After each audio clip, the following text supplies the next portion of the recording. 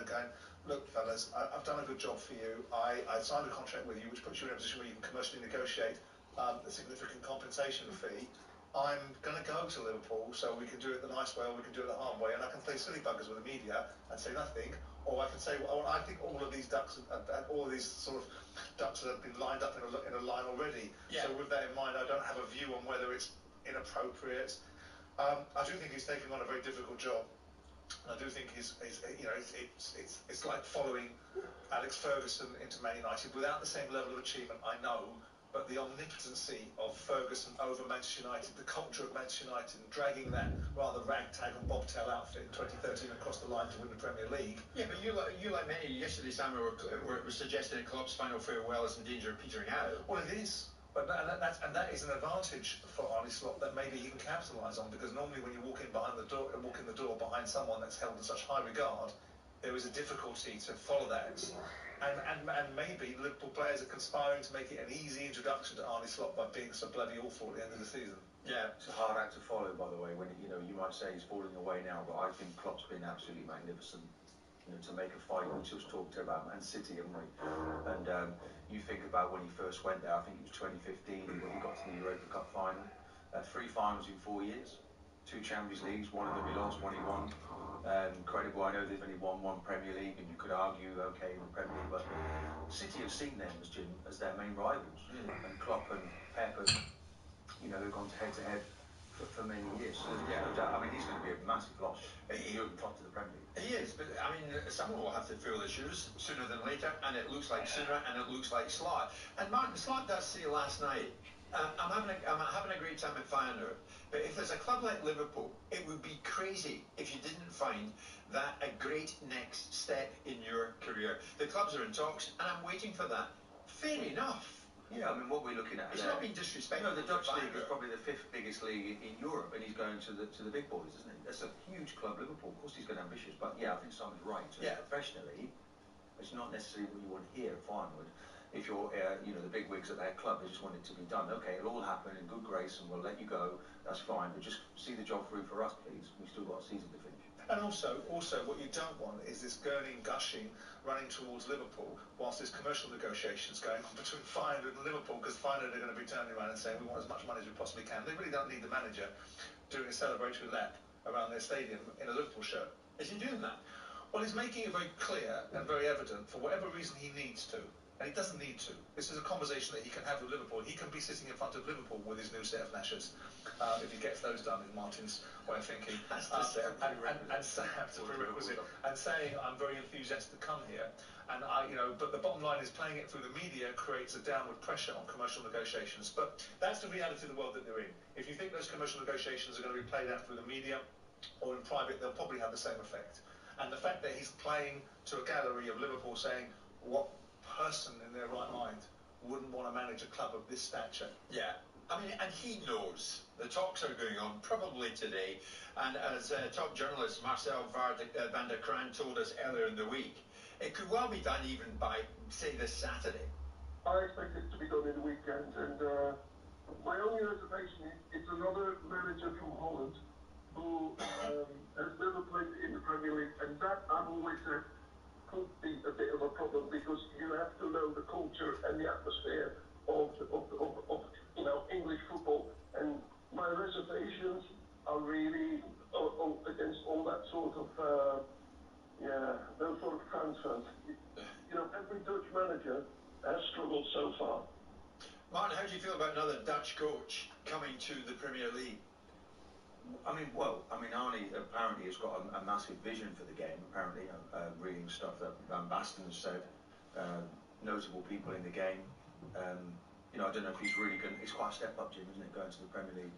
Has he really got the necessary tools? What do you think? There's a reservation and a pushback that Dutch coaches that have come into English football have come without any English football experience, coming in from what people perceive to be a substandard in comparison to the Premier League, La Liga and Serie A, Dutch Eredivisie, coming in and being successful. And they're pointing at Ten Hag, and they might be looking at a tad, but not so poignantly, at Louis van Gaal. So this backdrop of Dutch coaches that have come in. Van Gaal didn't get on very well with the British media, didn't get on very well at Manchester United, and got jettisoned after winning an FA Cup. Ten Hag is struggling so much that he can't even talk to sections of the media now. And ultimately, Ronald Koeman had his moments, but now you've got another one. What's your view on whether that has any validity in that thinking? I think you've got to just judge it in isolation. You know, I think at Liverpool, you'd like to think they do things really well there with their recruitment. Should it be any different when it comes to managers? They would have assessed this really well. You know, I think we should give them that opportunity. But I don't think we should never judge had them on this Ten forward Hag. momentum like they've got now, have they? For years and years and years, Liverpool have struggled to get themselves into a situation where they could even win a Premier League, and they've had Brendan Rodgers, they've had other people that kind of won them things but didn't get them. But it's about the signature. It's about the signature of the team. It's like we're trying to bring a manager in that fits with those ideals. So at the moment you see that the Liverpool press really well, probably one of the best in Europe, and then they can still pass that ball, can't they? With McAllister in there now has gone more footballistic, I'd say, in that midfield. They pass the ball more this year. Yeah. So the new manager coming in can't be completely different to that, and maybe that's the first basis to make that appointment. Whether he has the charisma, whether he can work with the Liverpool people in the way that Klopp did, I very much doubt. He's got the charisma, and he obviously has got some acts to follow there, Jim. But that's the thing, isn't it? Because when we were analysing it yesterday, we were looking at Klopp and this record and this huge noise, and I'm a huge admirer of Klopp's. This huge noise isn't quite backed up by a huge trophy haul. Because Klopp is perceived and regarded by most people as, wow, look at Klopp. That's right. But when you distill it down... Yeah, was it 30 odd years since Liverpool, before he got there? You've got to look at it in the context of what the context of Liverpool fans, and you've got to look at it in the context of what's going out the back. Because everyone's going out going, my word, Klopp has been remarkable. He has been an absolute revolution for Liverpool. Completely transformed that football club. And that's the question that you ask yourself. But the fact is, everything comes to an end, Martin, and this fella Slot, I think, has huge faith in himself to be the right man for the job. And we think it'll happen this weekend. So the talking goes on. As he looks set to head to Merseyside, it does not appear that Bruno Guimaraes will be heading into PSG. A source at Paris Saint-Germain is saying, no, we won't be going in the direction of Bruno Guimaraes. So Newcastle fans can breathe a sigh of relief for the time being.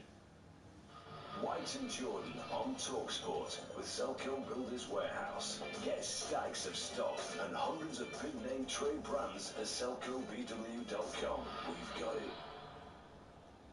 TK Maxx are here to shake up your summer plans with headline-making, crowd-pleasing festival tickets exclusive to treasure customers.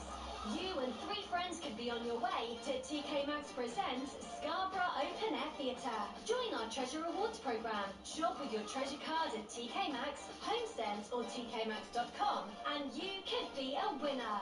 There's no summer like a TK Maxx summer. T's and C's at tkmaxx.com/festivalterms. White and Jordan on TalkSport with Selco Builders Warehouse. Get stacks of stock and hundreds of big-name trade brands at selcobw.com. We've got it. At BetMGM, we know how to put on a show. So we don't just do offers. We do golden offers like this. Our free-to-play golden goals. Predict 6 Premier League scores correctly to win up to £2 million. And it's completely free to play. You hear that? 2 million big ones. Get ready for the golden era in sports betting. BetMGM, it's showtime. Predict 6 correct scores to win up to £2 million. T's and C's apply. 18 plus. Please gamble responsibly. On average, Rift get their customers $3 grand back. Let's get the ball rolling. Search Rift tax refunds. Uno is now available in McDonald's Happy Meal. So let's see who can shout Uno first. Bring it on. Yes, yes. Ooh, no! A wild card! Right, yes, back in the game. Yes! Ooh, no! Draw 1 card. Uno. Better luck next time. Have fun with your Uno cards. Does that one count? Nope. Oh, some fun, some food. It's all inside this Happy Meal. Until 7th of May from 11 AM. Includes one pre-selected book or toy. Uno range comprises toys only while stocks last. As we all know, prices keep rising. So at B&Q, we've nailed down hundreds of ours. Prices nailed at B&Q. You can do it when you B&Q it. Prices held until the 17th of June 2024. Held prices may be subject to temporary discounts, subject to availability, excludes B&Q low-cost stores. Want to build a bet you want in seconds? With Unibet's Bet Builder, you're on. Add shots, corners, cards, and more. And increase your odds with Bet Builder Rappers, combining bet builders across multiple games and sports. Download the Unibet app or visit unibet.co.uk and get a Bet Builder boost every day. Unibet. You're on. 18 plus. BeGambleAware.org. Pre-match only. Match stake £10 minimum. Combined odds of 4-1 and 3 selections. T's and C's apply. The world's most iconic football league demands the ultimate star vehicle. Game day on TalkSport with Enterprise Rent-A-Car. From an early kick-off at the Etihad to the final whistle at West Ham. TalkSport has teamed up with Enterprise on an elite football mission to bring you all the epic Premier League action. Get cross-country coverage of every club and unbeatable kick-by-kick commentary. And they've done it! Guaranteed on game day. This Saturday on TalkSport with Enterprise Rent-A-Car. Whatever the mission, home or away, Enterprise helps over 120,000 people every day. TalkSport Traffic and Travel with My Dear Cooling and Heating. Find an easier route to win heat recovery BRF projects with My Dear. Win more, earn faster. That's the My Dear idea. Chester, one of the main routes in and out is closed, part of the A548. Sealand Road between Sealand and Blaken. Basildon, you can't get access to part of the A176 Upper Main. It's shut south towards Cranes Farm Road, the A1235. A problem on the M11 northbound. A hold. A lorry's overturned at the M25 junction. Delay M25 to the roadworks at Seven Oaks, Junction 5 coming through from the QE2 bridge. I'm Sarah Elliott. Versus Simon Jordan on TalkSport. A daily landscape of fire, football and feuding. Towering opinion from two giants of sports broadcasting, Jim White and Simon Jordan. Mid-morning on TalkSport.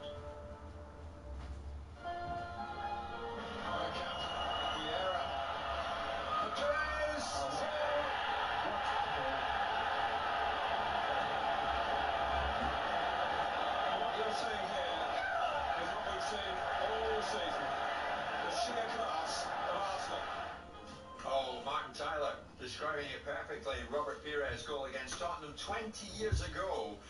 And now Martin Keown, Arsenal invincible himself, 20 years on from Arsenal's invincibles, winning the league at White Hart Lane.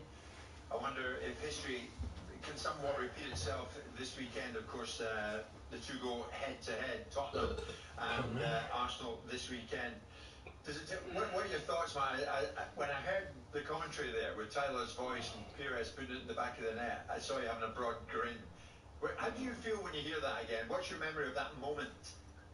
You know, Jim, you see the photographs, you watch the footage, and you're linked to those great players forever. You know, they were an exceptional group. You know, that the journey with Wenger started 97, 98, and I think that early group was sort of pioneers for the brand of football. That was everybody was to be noted across the world. And that doesn't happen overnight, but it certainly did in that first season in 97, 98.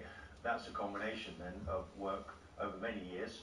The likes of Vieira and Henry were really at the top of their game. Yeah. You think about Pires and Lundberg and all these great players. Phenomenal players. Spurs Arsenal on Sunday, you'll be there. And you know, this generation, we want the same for them, Jim. We want the same. It's been a long time now, 20 years. It's remarkable how quickly that time has gone. Yeah. And it's about time when we saw Arsenal win a Premier League. But we have to tip, don't we, our cap to Man City because and Pep. He's a serial winner. The guy is so motivated. But we maybe have the next best thing in Arteta now. Everyone's talking about managers. You know, when Klopp's gone, it might be a case of Arteta versus Pep.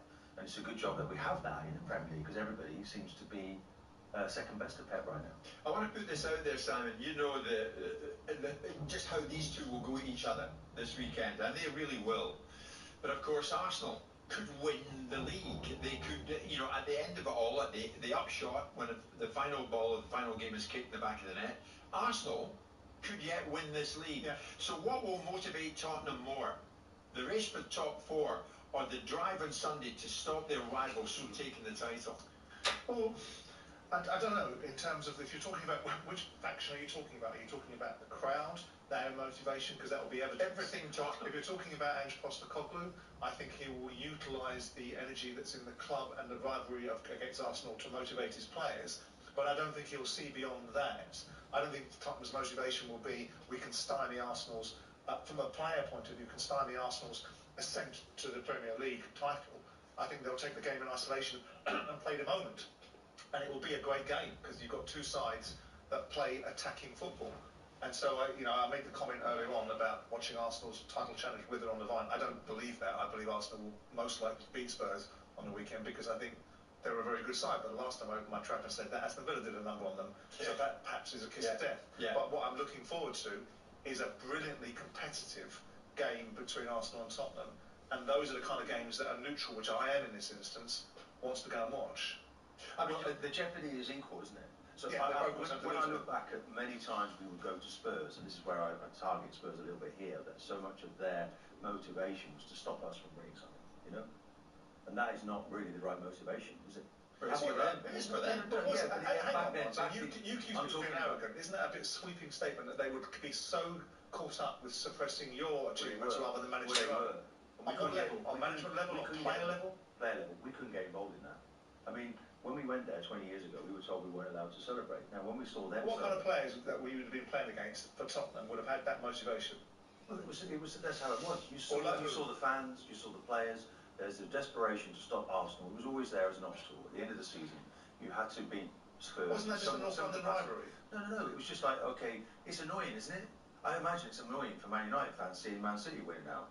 So it's just a natural thing. It's a human reaction. You think Tottenham are so prepossessed that their priorities they stop were Arsenal in our day they were. And do you think that'll be the same this Sunday? Well, as I said, I just said at the start of that, there's an equal jeopardy. They have got something huge for themselves, but they could be 9 points. If Chelsea lose to Villa, they could be 9 points behind Aston Villa before they go into this game. But are Tottenham not quite right on Sunday, Martin, to create an occasion and the atmosphere amongst the fans to stop Arsenal leaving with the points? Because they need to finish in the top 4. That's their goal. Now they've got something to do. Many years you go there and they were just trying to stop us winning something. It may have changed now in recent seasons when they finished above Arsenal, but not last year, and maybe not this year. Do you know? So. But there's nothing wrong in it either, is there?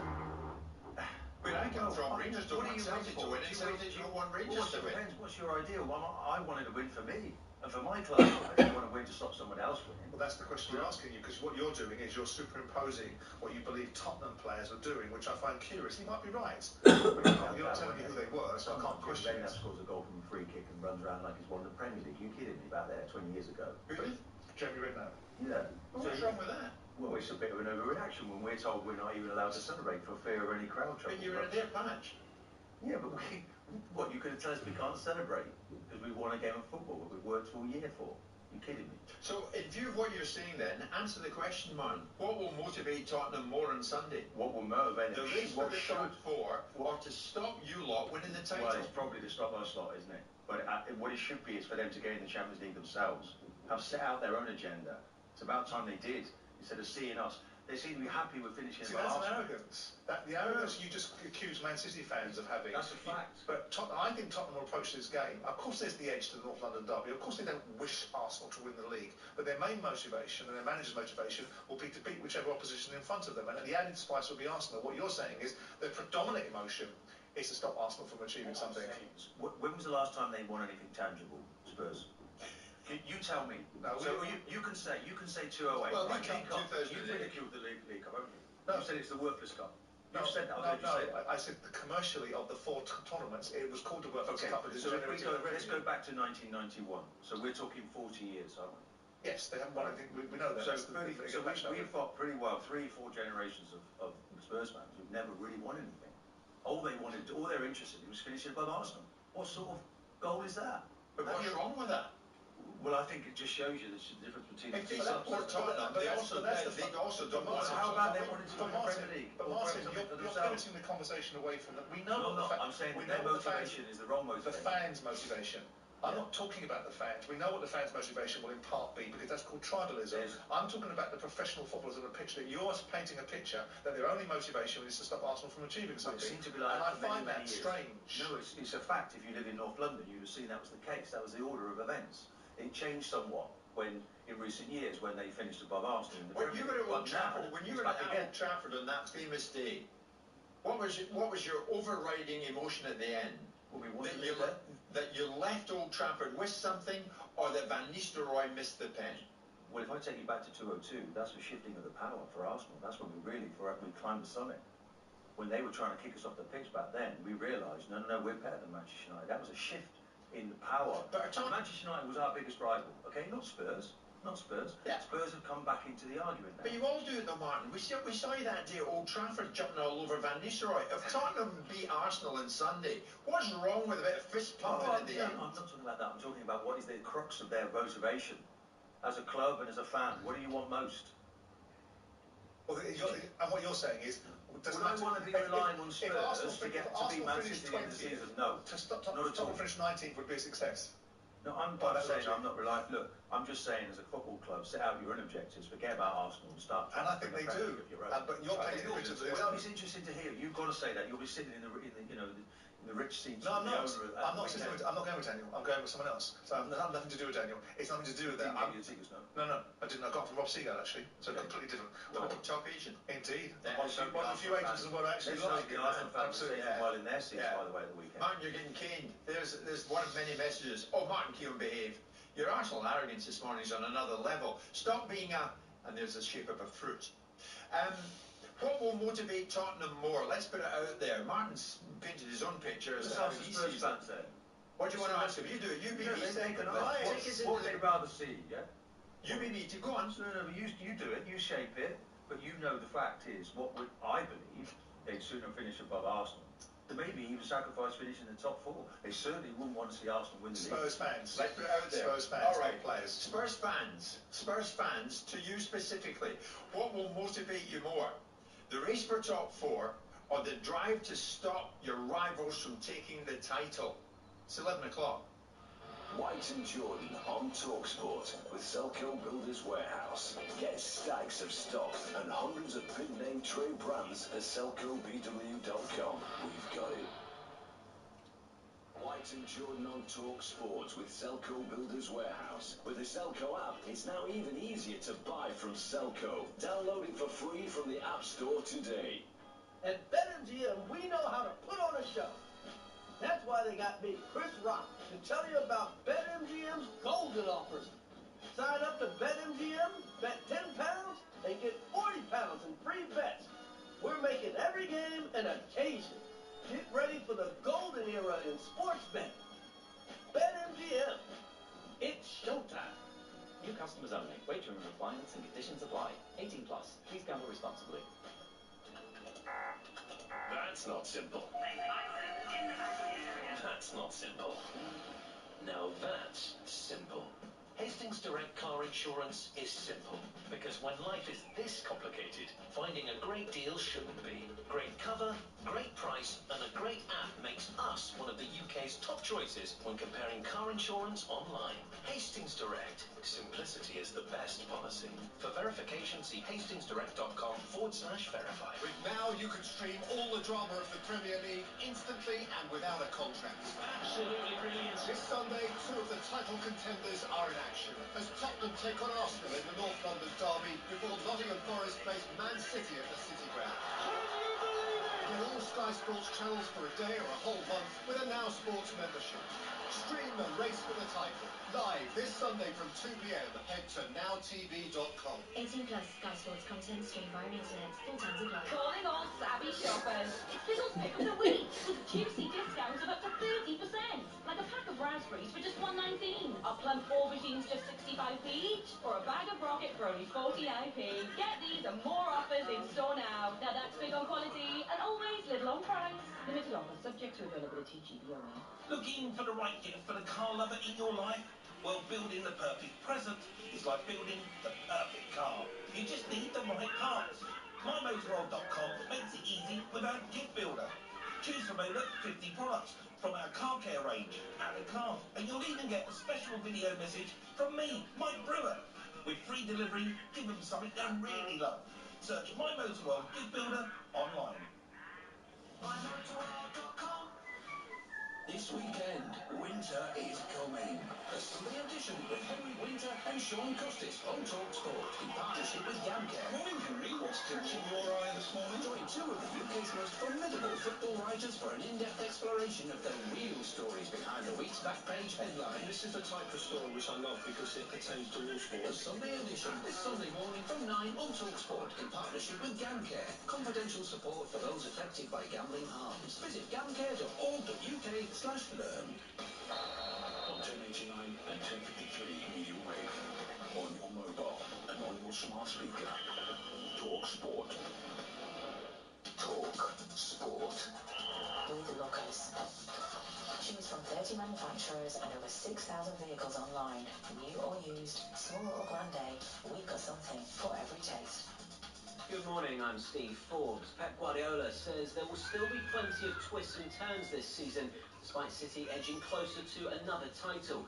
A 4-0 win over Brighton puts them within a point of Arsenal with a game in hand. The Athletic City correspondent Sam Lee has told us Pep's side don't drop points at this stage of the campaign. When they're in this mode at the end of the season, when they know they've got to win, they've got to go again. Or once they get past Forest, they've got a week to prepare for Wolves, then a week to prepare for Fulham. I'll just see them ticking it off. TalkSport understands Julian Lopetegui has met with West Ham owner David Sullivan and is one of the frontrunners to replace David Moyes. The Hammers take on Liverpool tomorrow with game day exclusive coverage right here on TalkSport from 11 a.m. While Eddie Howe's confirmed Bruno Guimaraes does have a £100 million release clause in his Newcastle contract, valid until the end of June. But the Magpies boss hopes nobody activates it. We want to keep him, we want to build our team around him. He's an integral part of what we're doing. I think his form has been very good. Nico Hülkenberg is leaving the Haas F1 team at the end of the season. He'll join Sauber before they rebrand as Audi from 2026. And boos from the crowd in Liverpool didn't seem to distract United supporting Luke Littler in the Premier League darts. It's just banter, but I knew what I got myself into and I knew what was going to happen tonight, but I'm just happy to win. The teenager beat Rob Cross as he extends his lead at the top of the table. A reminder that QPR take on Leeds in the Championship later, live over on TalkSport 2. Talk Sport News. The Scottish Labour Party's tabled a motion of no confidence in the entire Scottish government, and 2 men from Sudan have been charged as part of the investigation into the deaths of 5 migrants in the Channel. Jenny will have more in half an hour. Talk Sport weather with QuickFit. We're here for every journey in the future with over 300 EV trained centres. Find your nearest at quickfit.com and drive away happy every time. Another day of sunshine and scattered showers, wettest in the southwest. White and Jordan on Talk Sport with Selco. For everyday low trade prices on all your essential building materials, visit your local branch or head to selcobw.com. Simon Jordan, mid-morning radio, optimised for confrontation. Double trouble, daily drama and searing debate. Warning, dangerous opinions ahead. Jim White and Simon Jordan, mid-mornings on Talk Sport. Good morning, everybody. We're in the eye of a storm this morning. It's 6 minutes past 11 o'clock. It's Jim White, it's Simon Jordan, and it's very much Arsenal invincible. Martin Keown, who very much is living up to that tag this morning. A lot to come between now and 1 o'clock, and of course it all comes before a very big weekend as Simon takes himself off to the North London Derby on Sunday, and that is where we have parked our tanks at the moment because we very much are engaged in talking about this upcoming match between Tottenham and Arsenal. Yes, 2 great rivals, as Martin will testify, but when it comes down to it, with Arsenal knocking on the door of this Premier League title, trying to get it before Manchester City can get their hands on it, what will motivate Tottenham more come Sunday? The race for top 4 or the drive to stop their rivals from taking the title? That's basically where we're at. And Martin very much has set the header on fire with this. There's Barry, a Spurs fan. Tell Martin Keown to go back to his bed, sort his headache out. I've been a Spurs fan for over 40 years, since our deal is in Villa. I couldn't care less about what Arsenal do. I just want to see Tottenham become very successful once again. Martin, we don't care about Arsenal. Now, you are suggesting...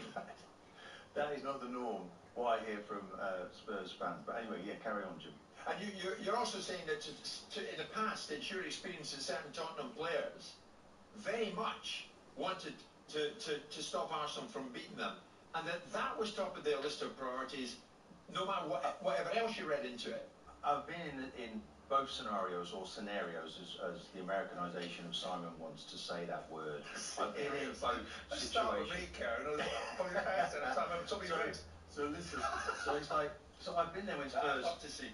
You know, when Spurs, when you're trying to rely on Spurs, I remember in '99, Spurs went to Old Trafford, we lost the league by a point, and I think it might have been goal difference, and there it was that we saw Spurs had gone in front, and maybe they looked at that and thought, do you know what, are we going to help Arsenal to win the league? their second half performance, I had a look at it a couple of years later, it was awful. They lost the game, and Man United, okay, Andy Cole scores a very good goal, you have to say, but he was allowed so much time and space, it's ridiculous. John Scales should be... Martin, this is almost scandalous. You're suggesting even way back then... Way back then, so I would... So at the end of this season... Trafford, so that Arsenal...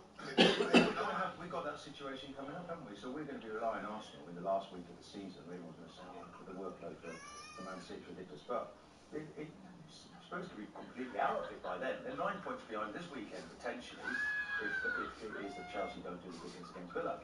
So what I'm saying is, you know, and then when we needed to play Spurs, it was always them trying to stop us. And that is a really difficult game against the local rivals, because this is the Spurs side that could blow anyone away at home. But why wouldn't they want to stop you? I'm just saying their motivation was always about stopping Arsenal from winning something.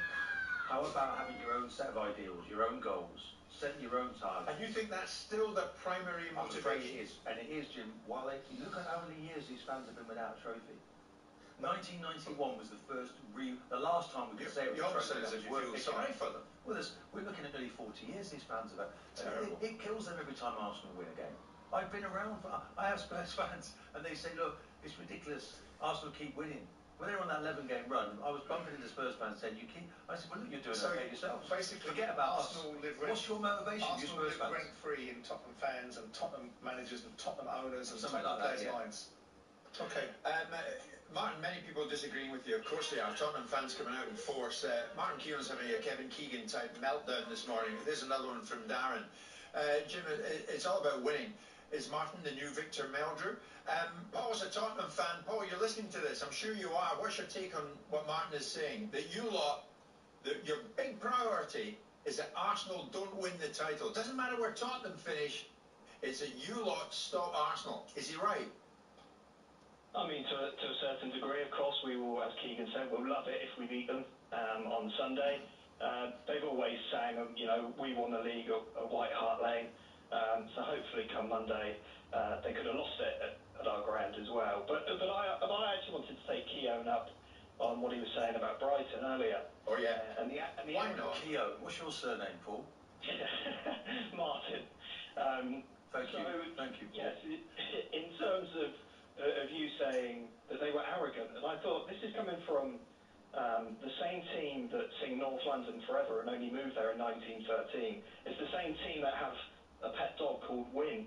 It should be called Bottle, shouldn't it? And last season you put gold trim on your sleeves and then had to quickly say it was the 20th anniversary for the draw of Invincibles. But we all know that was because you thought 8 points clear was done. So if we're talking about I think we really have to look at Arsenal here, and I think it's harsh to be calling Brighton arrogant. And actually yesterday Brighton had more shots on target against City than they did against you. So I think they rolled over for you more than anyone. Well, I think you should be grateful, mate. Can I just tell you, you're not sitting where I'm sitting at the What moment. age are you, Paul? That's a bit ageist, isn't it, Martin? No, what age are you, just out of interest? 38. 38, so, okay, so that puts you in the generation of Spurs fans that have never seen your club win a tangible trophy in all that time, have you? Because it's now, since 1991, we're looking 33 years ago or so, since you won a trophy worth winning. Oh, would have been 5. So I can understand your viewpoint, but just to remind you of the history of the clubs, Arsenal have won far more Premier Leagues. Well, have you won a Premier League? When was the last time you won a championship? Of course we haven't, and I'm well aware of that. And I wasn't bringing that up. I'm bringing up the fact that you called a team arrogant. And I think we need to be steady as an Arsenal guy. I think what I like your call, Paul. Listen, thank you very much. Paul, no, what I'm accusing Paul of actually is as a football club, and Spurs is a fantastic football club. But what they should do is set their own targets. Forget about Arsenal. Why are they concerned about Arsenal? Have you got your own targets, Paul? Go out there, Paul, and win for you. Have you got your own targets? Of course. I mean, Arsenal, we were in your sights when we were finishing in the top 4 and you were nowhere. And you used to love beating us. And yes, the tables have turned now. And of course we'll love to beat you. But but when you have that dominance, you've gone above us, you've won no trophies. So there isn't a trophy for finishing above Arsenal. And what are you guys going to win this year? Well, we're still in the race, aren't we, for the Premier League? You are, and hopefully we can put a stop to that Sunday. I've got to say, we brought the country to a standstill this morning. Paul, thank you for your call, mate. Thank you, Paul. There's Chris in Wrexham. I am glued to the radio. I'm working in someone's house this morning. I can't get any work done. I'm addicted to your show. Keep up the awesome work. There's Arsenal supporting boxing promoter Frank Warren. There's only one Martin Keown. Go on, my son. Spurs won in North London. Until the GLC was formed in the 70s. They were a Middlesex club. Only one club in North London, and it ain't Tottenham. Paddy's a big Tottenham fan. Paddy, do you want to let loose on the Arsenal invincible Martin Keown? Don't know if you can let loose on him. Love the show, guys. Good morning to you. Morning, Paddy. I can't let loose on him, but go on, Paddy, go on ahead. He is very bad. But you know, you've just about held on. September, you know, we got the draw. I was actually in sunny Cyprus watching it, and it was a cracking game, and I don't expect anything less this Sunday. But I am confident that we'll take the win. We have to. You know what I mean? Do I want Arsenal to win the league? Absolutely not. And I agree with Martin. The majority of Tottenham fans will agree, of course. But he didn't say fans. He said players and managers and the club. And that no one's disputing that Arsenal or Tottenham fans want the worst for their two rivals. We're talking about the structure of the clubs and their only motivation, as Ange Postecoglou's only motivation in this game will be to stop Arsenal. That's rubbish. It's nonsense. But when Man City set out at the start of the season, Paddy, they're not worried about Manchester United. They just want to win it for themselves, don't they? They don't. Whereas your local rivals seem to be so much in your head that it may be stopping you from winning anything. I don't know. It's a different breed. City is a different breed of animal altogether. I've got to say, Paddy, listen, thanks for that. We've got loads of Arsenal fans who are backing up. Martin, just wave your medals at these deluded, envious Tottenham fools, says Steve in Northamptonshire. James, take us to the break. You're a Tottenham fan. What do you want to say to Arsenal invincible Martin Keown? Well, good morning to you all, first of all. Good morning. Martin, the ideas of grandeur if you think that that's what Spurs want. The Spurs want to win. Tell me what you want. Tell me what you really want. Go on. You want 3 points. You want 3 points and you want to finish in the top 4, yeah? We want to win every game we can to the end of the season. Yeah. I mean, we've had a greatest of seasons. We've had a blips. In the first 10 games, fantastic. We had injuries and... Transformational manager, wasn't it, at the start of the season? Yeah, but do you really think that transformational manager is unprofessional enough to say, right lads, go out there on Sunday, do everything you can, as long as Arsenal don't win the league, we're all right? No, he wants to win for himself, but do you think he'll adjust his tactics in any way, shape or form? They got run ragged against Newcastle, didn't they? What's your question to Martin, James? Do you really think that Ange Postecoglou is that unprofessional, as you are coming across as today, to suggest... I'm saying he's unprofessional, I'm talking about the motivation. I'm talking about what is your motivation, James? Motivation is 3 points. The same as it is every week. Yeah. So yes, but this is, and I said at the very top of this show, it's about there's an equal jeopardy now. So this will be nice. So we should see probably the best ever derby game we've ever seen. Yeah, but Martin, you are tugging Tottenham tails this morning. Of course I am. You're tugging their tails by suggesting it's been forever and a day since they've won anything. If you walk into that cauldron, you'll see the hatred in people's eyes, and our players will see it at the weekend. And you'll see it at the Emirates when Spurs go there. And it's born upon us winning things and them losing things. James, finish this off for us, mate. What do you want to say? Finish it off for us. If you think that we're going to go to that game on Sunday hoping that we get the win so that you don't get the Premier League, then you're deluded. Because we could then go to Manchester City and your suggestion is that we might throw the game if it means you don't win the league? Will it be anything on it? Will there be anything on it, James, by then? What will you be playing for then if you're out of the top 4 hunt? If we're out of the top 4 hand on heart, would you really want to beat them and maybe Arsenal win the league? What that means? Have you forgotten what pride is? Well, we're just going to see, aren't we? We're going to see, and it'll all unfold. Exactly. And let's see who the best team is at the weekend. And be proud. Because we're ready. Good call, James. I like that. Slip up a lip from James. Martin, what have you done? Coming up to 11:20. White and Jordan on Talk Sport with Selco Builders Warehouse. With the Selco app, it's now even easier to buy from Selco. Download it for free from the App Store today. TK Maxx are here to shake up your summer plans with headline-making, crowd-pleasing festival tickets exclusive to treasure customers. You and 3 friends could be on your way to TK Maxx Presents Scarborough Open Air Theatre. Join our Treasure Rewards programme. Shop with your treasure card at TK Maxx, HomeSense or tkmaxx.com and you could be a winner. There's no summer like a TK Maxx summer. T's and C's at tkmaxx.com/festivalterms. Get in, you beauty. However you say it, there are more ways to win this summer with Cadbury FC's home and away wins. Win and meet with a football hero at home and a holiday away to an epic striking destination of your choice. Just grab a participating pack and enter today at homeandaway.cadbury.co.uk for your chance to win. T's and C's apply. UK and ROI. 18 plus. Visit homeandaway.cadbury.co.uk for full T's and C's and price details. Hey, you're looking for car parts at unbelievable prices? Here at You Pull It, the region's pull your own parts breakers yard, we've got them in the thousands. Headlamps at 28 quid, alloys 30 and batteries 15. A whole engine for just £154. With over 3,000 cars on the ground and new in every day, we've got the parts you need at prices you won't believe. Plus, we also buy scrap cars. You pull, you save. YouPullIt.co.uk. Prices may vary, terms and conditions apply.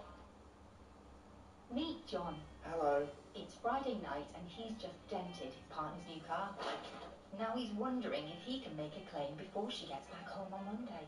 Thankfully, Aviva can help solve this car insurance conundrum. We're available for new claims around the clock, so John can sort this out right away.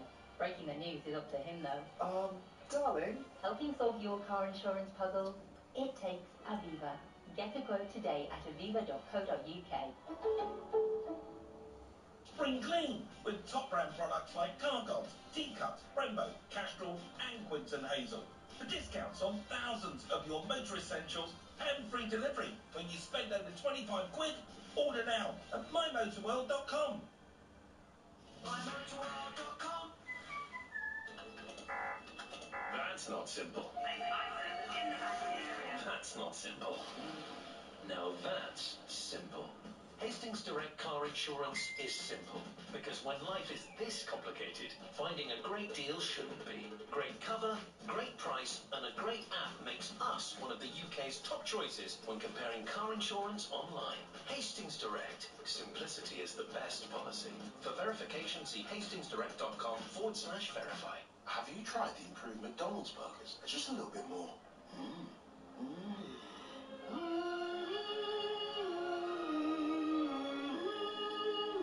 The classics. Now a little more. Comparison with prior classic burgers. Served after 11 AM, subject to availability. Here's football legend Jeannie Redknapp for new hands-free Skechers slip-ins footwear. As a football player, I'm used to not using my hands. So when Skechers came out with hands-free shoes, it was a match made in heaven. Because with new Skechers slip-ins, I just step in and go, without bending down or touching my shoes. Find Skechers slip-ins at a Skechers store or skechers.co.uk. Get that Euro Millions feeling with Friday's £130 million jackpot. Plus, 10 UK winners are guaranteed to be millionaires. That's 10 more reasons to dance. 10 more robots, 10 more limbos, 10 more salsas. Friday's Euro Millions jackpot is £130 million. And 10 UK winners are guaranteed to be millionaires.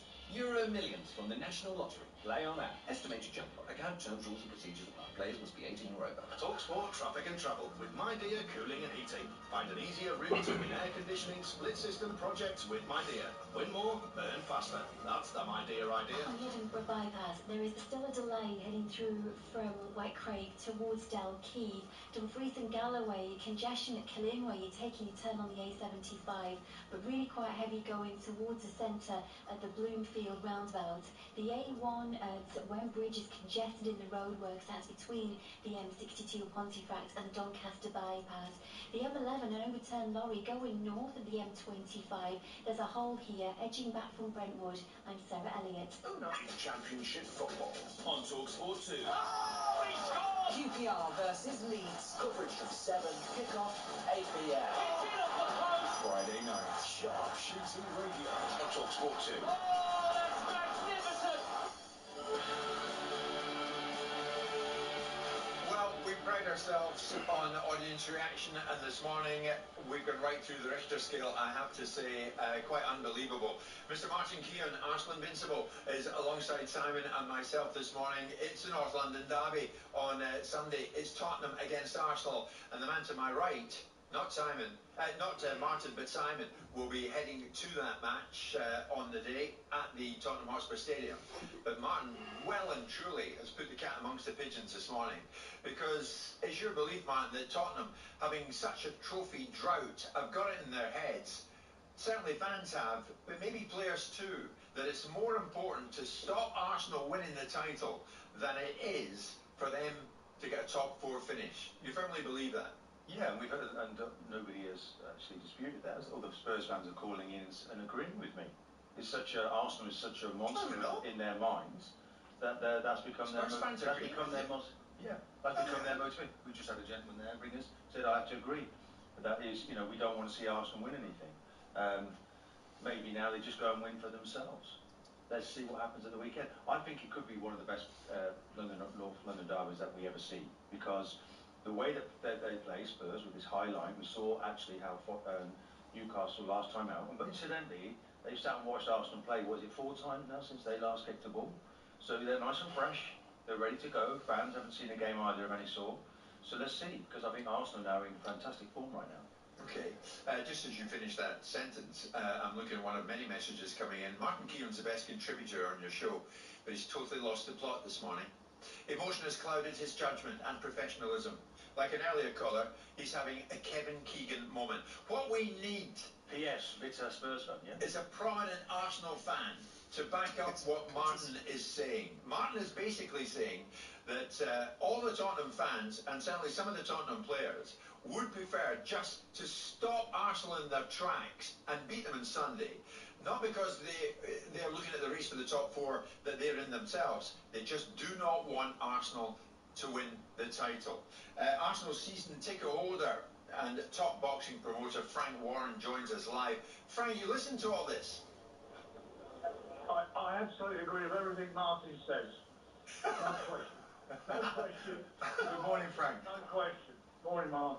So is it your belief that the Tottenham outlook on Sunday is stop Arsenal at all costs, not because of Tottenham's aim to get in the top 4, but to prevent Arsenal from being there or thereabouts and lifting the title? You honestly think that, Frank?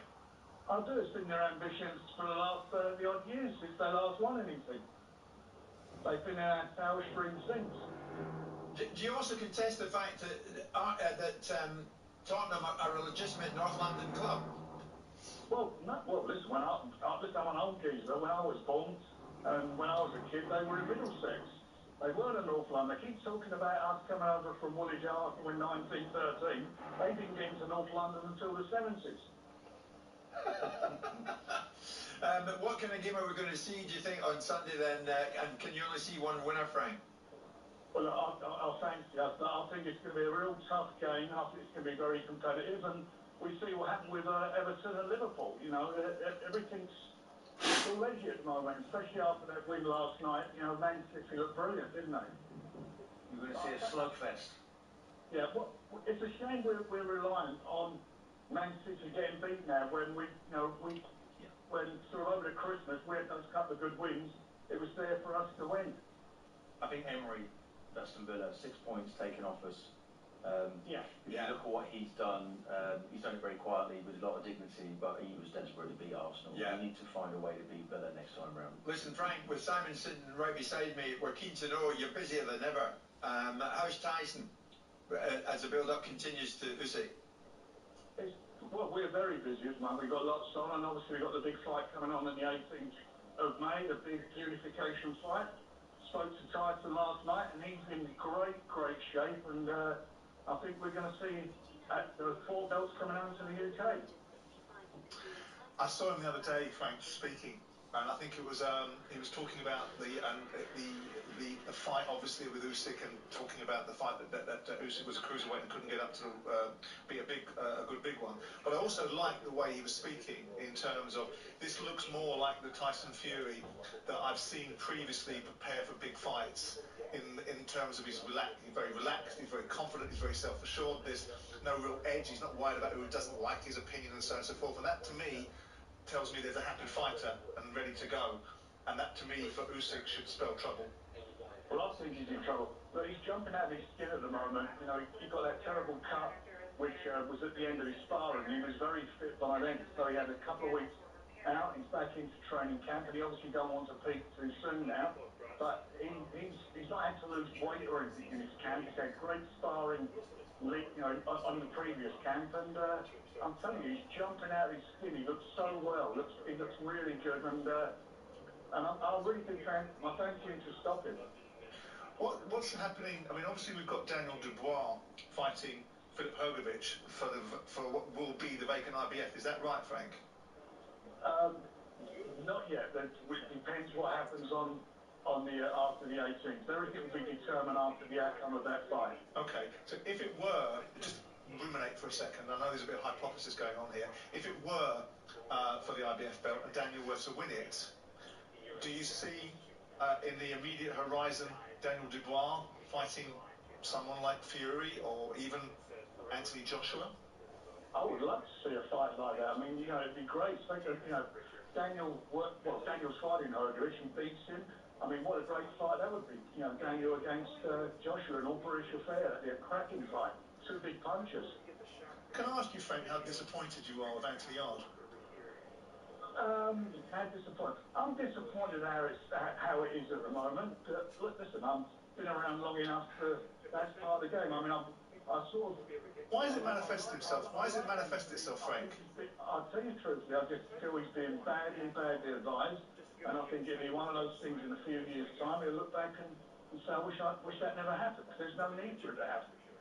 Because he can't argue, can he? I mean, ultimately, you've got him 2 world title shots. One early in his career and one recently against Beterbiev. So I'm surprised and slightly disappointed in him because he's a decent lad, though, isn't he? Look, he only had 12 amateur fights. That's all he's had. Yeah. And came into, you know, I'll say I think we've done a magnificent job, but I think he's done a magnificent job as well in the ring. It's very sad that we're in this position, and I hope it can be resolved because If you have it's no good arthritis, to him. then wonder what food could be doing.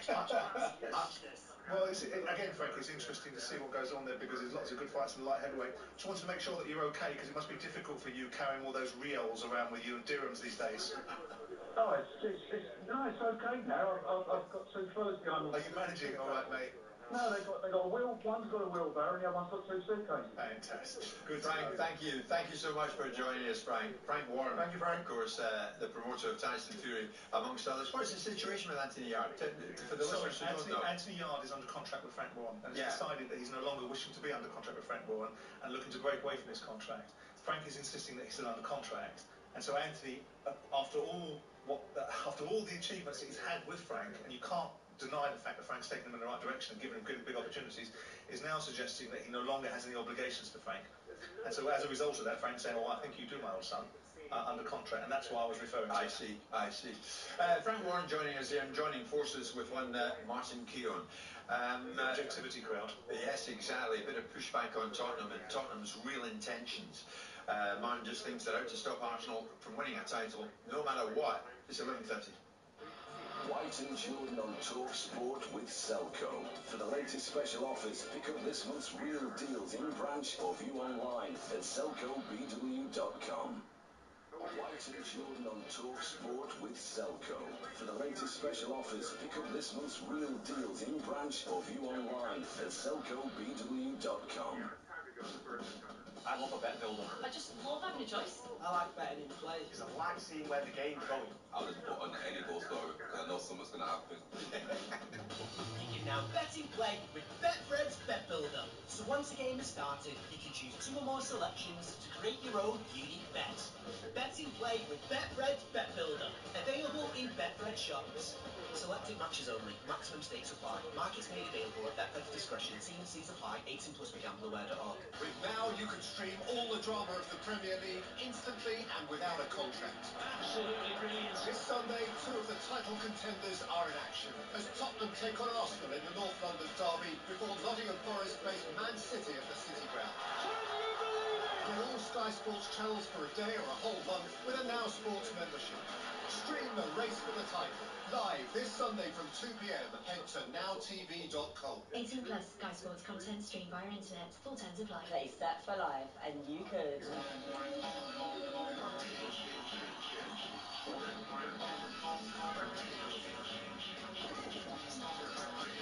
£10,000 every month for 30 years. Set for Life.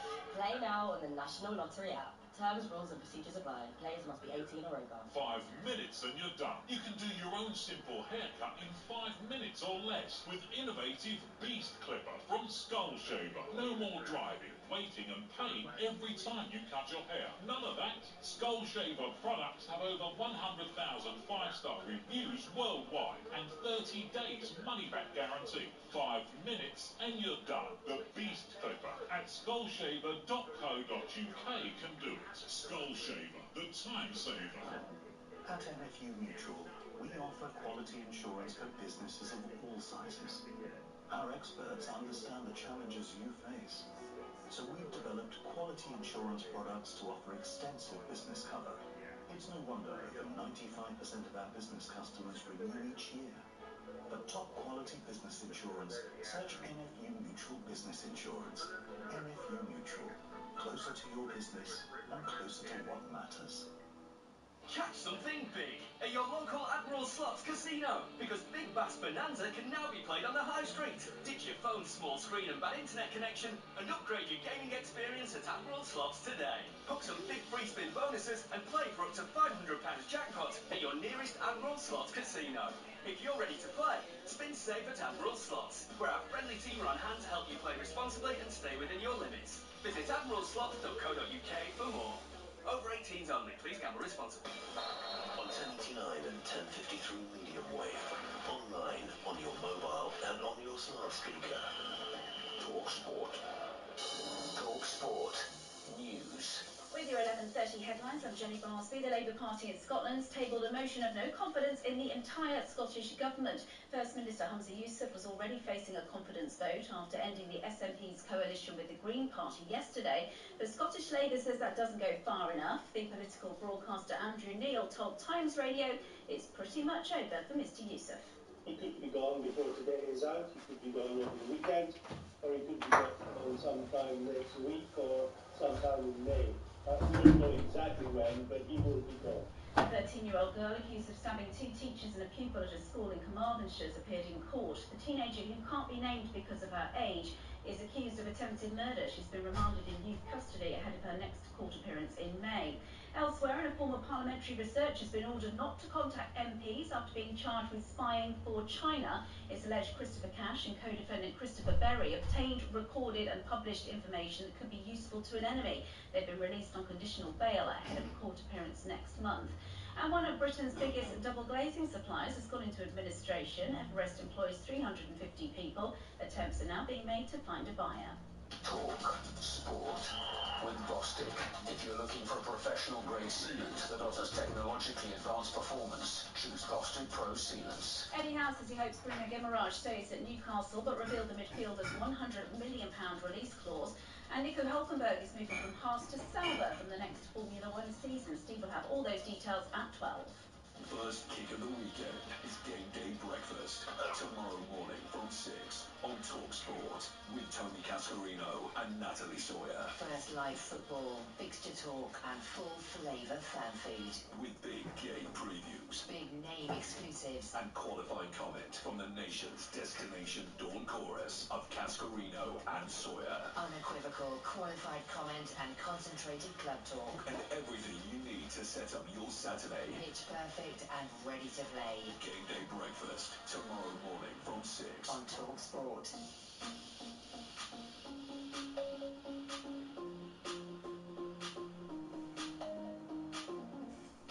It's Jim White and it's Simon Jordan and it's Martin Keown on this Friday morning. Beautiful morning here in London. Hope it's good all around the country, wherever you are. In the meantime, it's time for this. It's showtime on Talk Sport with BetMGM. Get ready for the golden era in sports betting. Visit betmgm.co.uk or download the app. 18 plus, begambleaware.org. We're joined by Dan Towers from BetMGM to look at today's sporting events, discuss the odds around them. Dan, good morning. The show this morning, honestly, the reaction has been immense from many people listening all around the country, people watching on YouTube. Your beloved Brighton last night, Mr. Keown at the top of the show suggested that they kind of lay down to Manchester City last night. What's your take on it? Morning, Jim. Yeah, they were fairly dominant, weren't they? We never got going, and anything we did try, it was quickly nullified by City. I think Brighton huffed and puffed, and injuries have obviously been a big factor, but the two teams were worlds apart last night. City are now 2-5 to win the title, and as has been hotly discussed this morning, the baton pass back to Arsenal, play first on Sunday in the North London derby. Spurs have won 4 of the 5 derbies at the Tottenham Hotspur Stadium, and Son has scored in all 4 of those wins. That said, Arsenal did win the last one 2-0 in January 2023. Derby in its own right is big enough, as we know, but add to the fact we have a top 4 race and a title at stake so close to the end of the season. I hope there's a neutral, it'd be a bit of a cracker. Arsenal are odds on to win it at 17-20, with Spurs a little bit bigger at 3-1. But before we joined today, we just had a quick look at Martin's record in the North London derby. How many North London derbies, Martin, do you think you lost in your playing career? 3. Oh, close. 4. And how many did I play? 19. Played 19, you won 5, you drew 10, you lost 4. Yeah, decent record.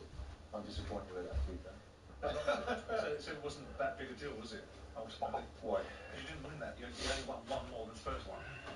What are you on about? I've lost 4 games in a derby game. Yeah, and the other 10 were drawn. So you well, it just shows you what these games are all about. So the superiority that Arsenal have over Tottenham doesn't really matter. Well, maybe we'll get down to look how many times I won at 3-point lane and see what happened there.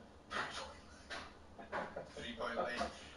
Thank you for that, though, Dan, and it was a good one to ask. Golden Goals, each week Saturday night place a prediction on some of the upcoming games on Golden Goals. We struggled to get it right. If we correctly guess the exact score line, BetMGM will donate £500 each to both of our charities, Prostate Cancer UK and the Cleft Lip and Palate Association, CLAPA. So what are we thinking, Dan? So yeah, we're gonna get Martin involved again because he's been playing the last couple of weeks. So Simon, we're going to start with you. Yeah. Simon, you're going to do Man United Burnley. Well, I was going to get one of the journalists that were banned from talking to Eric Ten Hag to give that verdict. Burnley 4, Man United 0. No, Man United 3, Burnley 0. Man United 3, Burnley 0 is 12-1. Jim, you're going to go to Goodison Park. You've got Everton versus Brentford. I think Brentford are impressive at the moment, although Everton did very well the other night. I think I'll go Brentford to win there, 2-1. Brentford 2-1. Everton coming up back with a decent victory against Liverpool. That's done them 9-1. And then Martin, we're going to give you Villa Chelsea. I'm going to go 2-1 to Villa. 2-1 to Villa. Okay, it's nice of you not to change your prediction whilst I'm live on air. So Villa versus Chelsea 2-1 is 8-1. So if you get the vote come in, that's 1100 to 1 if those 3 scores are correct. But like I say, more importantly, it's the 500 quid for your chosen charities we're trying to get. Okay, it's a big one in the Championship tonight. Queen's Park Rangers against Leeds United. That's a TalkSport 2 exclusive, Dan. It is, yeah, and obviously Matt Gibson, who joins the show during the week as well, his beloved Leeds head to QPR, as you mentioned, they'll be hoping to open up a bit of a gap before Kieran McKenna's Ipswich side face Hull tomorrow night. Leeds are odds on favourite at 8-15 to do so, but more importantly for Matt and his family today, the race day at Doncaster, in particular the 340, which is named the Andy Gibson Memorial Handicap. It's in memory of Matt's brother, who sadly passed away just at age 31 a few years ago. The family set up a foundation in his name to provide opportunities to young people in hockey, and Matt doesn't know this, but we're going to send 500 quid to the foundation to get them off to a good start for the day. And if any of your golden goals predictions come in, we'll match that donation to your chosen charities and give it to the Andy Gibson Foundation also. Matt's tip is out in power, which is currently at 15-2, but regardless of winner, we wish Matt and all his family all the best of the day. We do indeed. That's a nice touch by you all at BetMGM, Dan. Thank you for that. And obviously we're thinking of you, Matt. If you're listening this morning, I'm sure you are. Dan, thank you. That was a look at the latest odds, all thanks to BetMGM. Visit betmgm.co.uk or download the app. You've got to be 18 and over. BeGambleAware.org. It's showtime on TalkSport with BetMGM. Making every game an occasion with tools that'll help you play safe. 18 plus, BeGambleAware.org. Just want to touch on something before we head to the next break, and after the break we'll stick with the Manchester United theme. But more specifically, Simon, on Marcus Rashford. Rashford took to Twitter in the early hours of this morning to announce, quotes, "Enough is enough. having recently blacked out his profile picture. He was responding to a fan post which read, "The way Marcus Rashford is being treated is absolutely disgusting. It's cruel, it's abuse." And Rashford, for his part, wrote, "Appreciate your support. It is abuse and has been for months. Enough is enough." And he posted that at 25 to 1 in the early hours of this morning. What's your take on that? Obviously, there are those, many people out there will say, "Oh, Marcus, give it a break. The money you earn, do you really take that seriously, what people write about you on social media?" Yeah. But there are some who say, no, he must be at breaking point, the guy, because his form has been off and he's been taking a whipping on social media.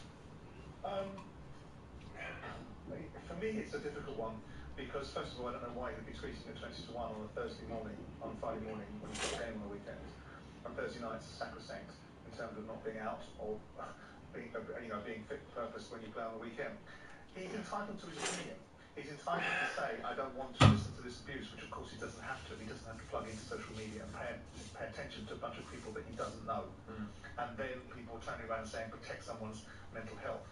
I find that quite a wearing subject, not because I deride and diminish the importance of mental health, but because what we're talking about is, in society, resilience, overcoming adversity, and overcoming opinions of random strangers who are incidental in your life doesn't mean that ultimately you can then default into a scenario where you've got to worry about someone's mental health. People on social media say things, and Martin did it earlier on when someone phones up and calls him Keown and he puts the guy back in his place because people forget they're actually talking to a human being rather than tweeting something about them. And I understand that it's not pleasant to read things. If I read another article about a failed football club chairman on social media, then I could find myself in a mental health situation. But you don't. I'm an older and perhaps wiser man. I don't think it was advisable for Marcus to have responded in that fashion. I don't think he needs to. I think he needs to stay away from social media. And people will say, well, why don't people behave themselves? And if it crosses the line and it moves into ethnicity and other things, then that becomes something. If it goes and someone thinks you're a rubbish footballer and you're not very good and your form at Man United is crap and you should be doing better, well, I'm afraid that is the reality of freedom of speech and opinions, and a part of the emotivity that's fueled you into a position where you're a household name earning £300,000 a week. Now, I'm the first person to say, put aside the money, because it doesn't matter how much money you've got. If you are challenged mentally, it doesn't matter how well healed you are financially. It gives you an opportunity to get some help that the average person in the street may not have if they have some adversity in their lives.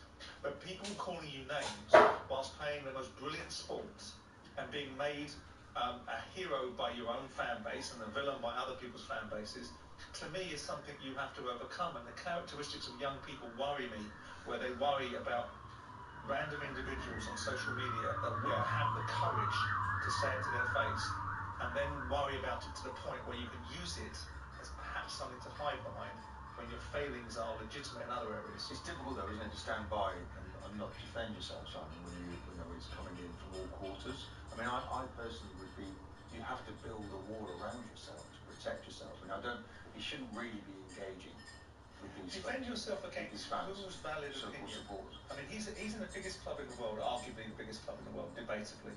Not on achievements right now, but in terms of profile, prestige and recognisability. Why does he care what they say about him? Why care? Why care? Well, he obviously does, but as I said, they win then, don't they? They're hurting him with this. Why care? But, what he has to do is try and do his talking on the pitch. I know he's out injured at the moment, and he seems to be playing for all things that are Manchester United. He wasn't playing in the 4-2 game against Sheffield United. Again, they but it doesn't matter, does it? Horrendous. His performances for Manchester United, it's not debatable, are below the level of what we would expect from a player. And the focus is on that. If his performance is on the field, we saw him do a podcast recently where they played elevator music in the background to the troubles and travails of Marcus Rashford. I personally believe you've got to have some courage and you've got to have some resilience in this day and age to overcome the adversity of a random stranger calling you something you don't like whilst you have this wonderful life outside of it. I'm not suggesting you can't, but I do think it's frustrating to watch someone though with that amount of talent. But that's on him, and that's not something that's not been happening for years. We saw this little boy lost routine when Ralph Ranić was there, and that's 2.5 years ago, 3 years ago. We don't know what's going on in his private life. To be fair, there's somebody suggesting it's out of bereavement. No, we don't. In the past 12 Is it months. more simple than that, though? Well, is it not just the environment that he's actually that the manager's created? You know, like I'm hearing like former players, respected former players, saying what other journalists are saying, and some of these journalists are not allowed now to take part. Well, we're going to get into that in a second, man. I'm keen to get your views on that because Ten Hag took post-match the other night after they beat Sheffield United from certain journalists, but not from others. And United chose to shut them down. Certainly, I appreciate your support, says Rashford. It's abuse and has been for months. Enough is enough. 11 million views. It's just gone 11:45. White and Jordan on Talk Sport with Selco. Register for your trade card online at selcobw.com or in one of our branches. TK Maxx are here to shake up your summer plans with headline-making, crowd-pleasing festival tickets exclusive to treasure customers.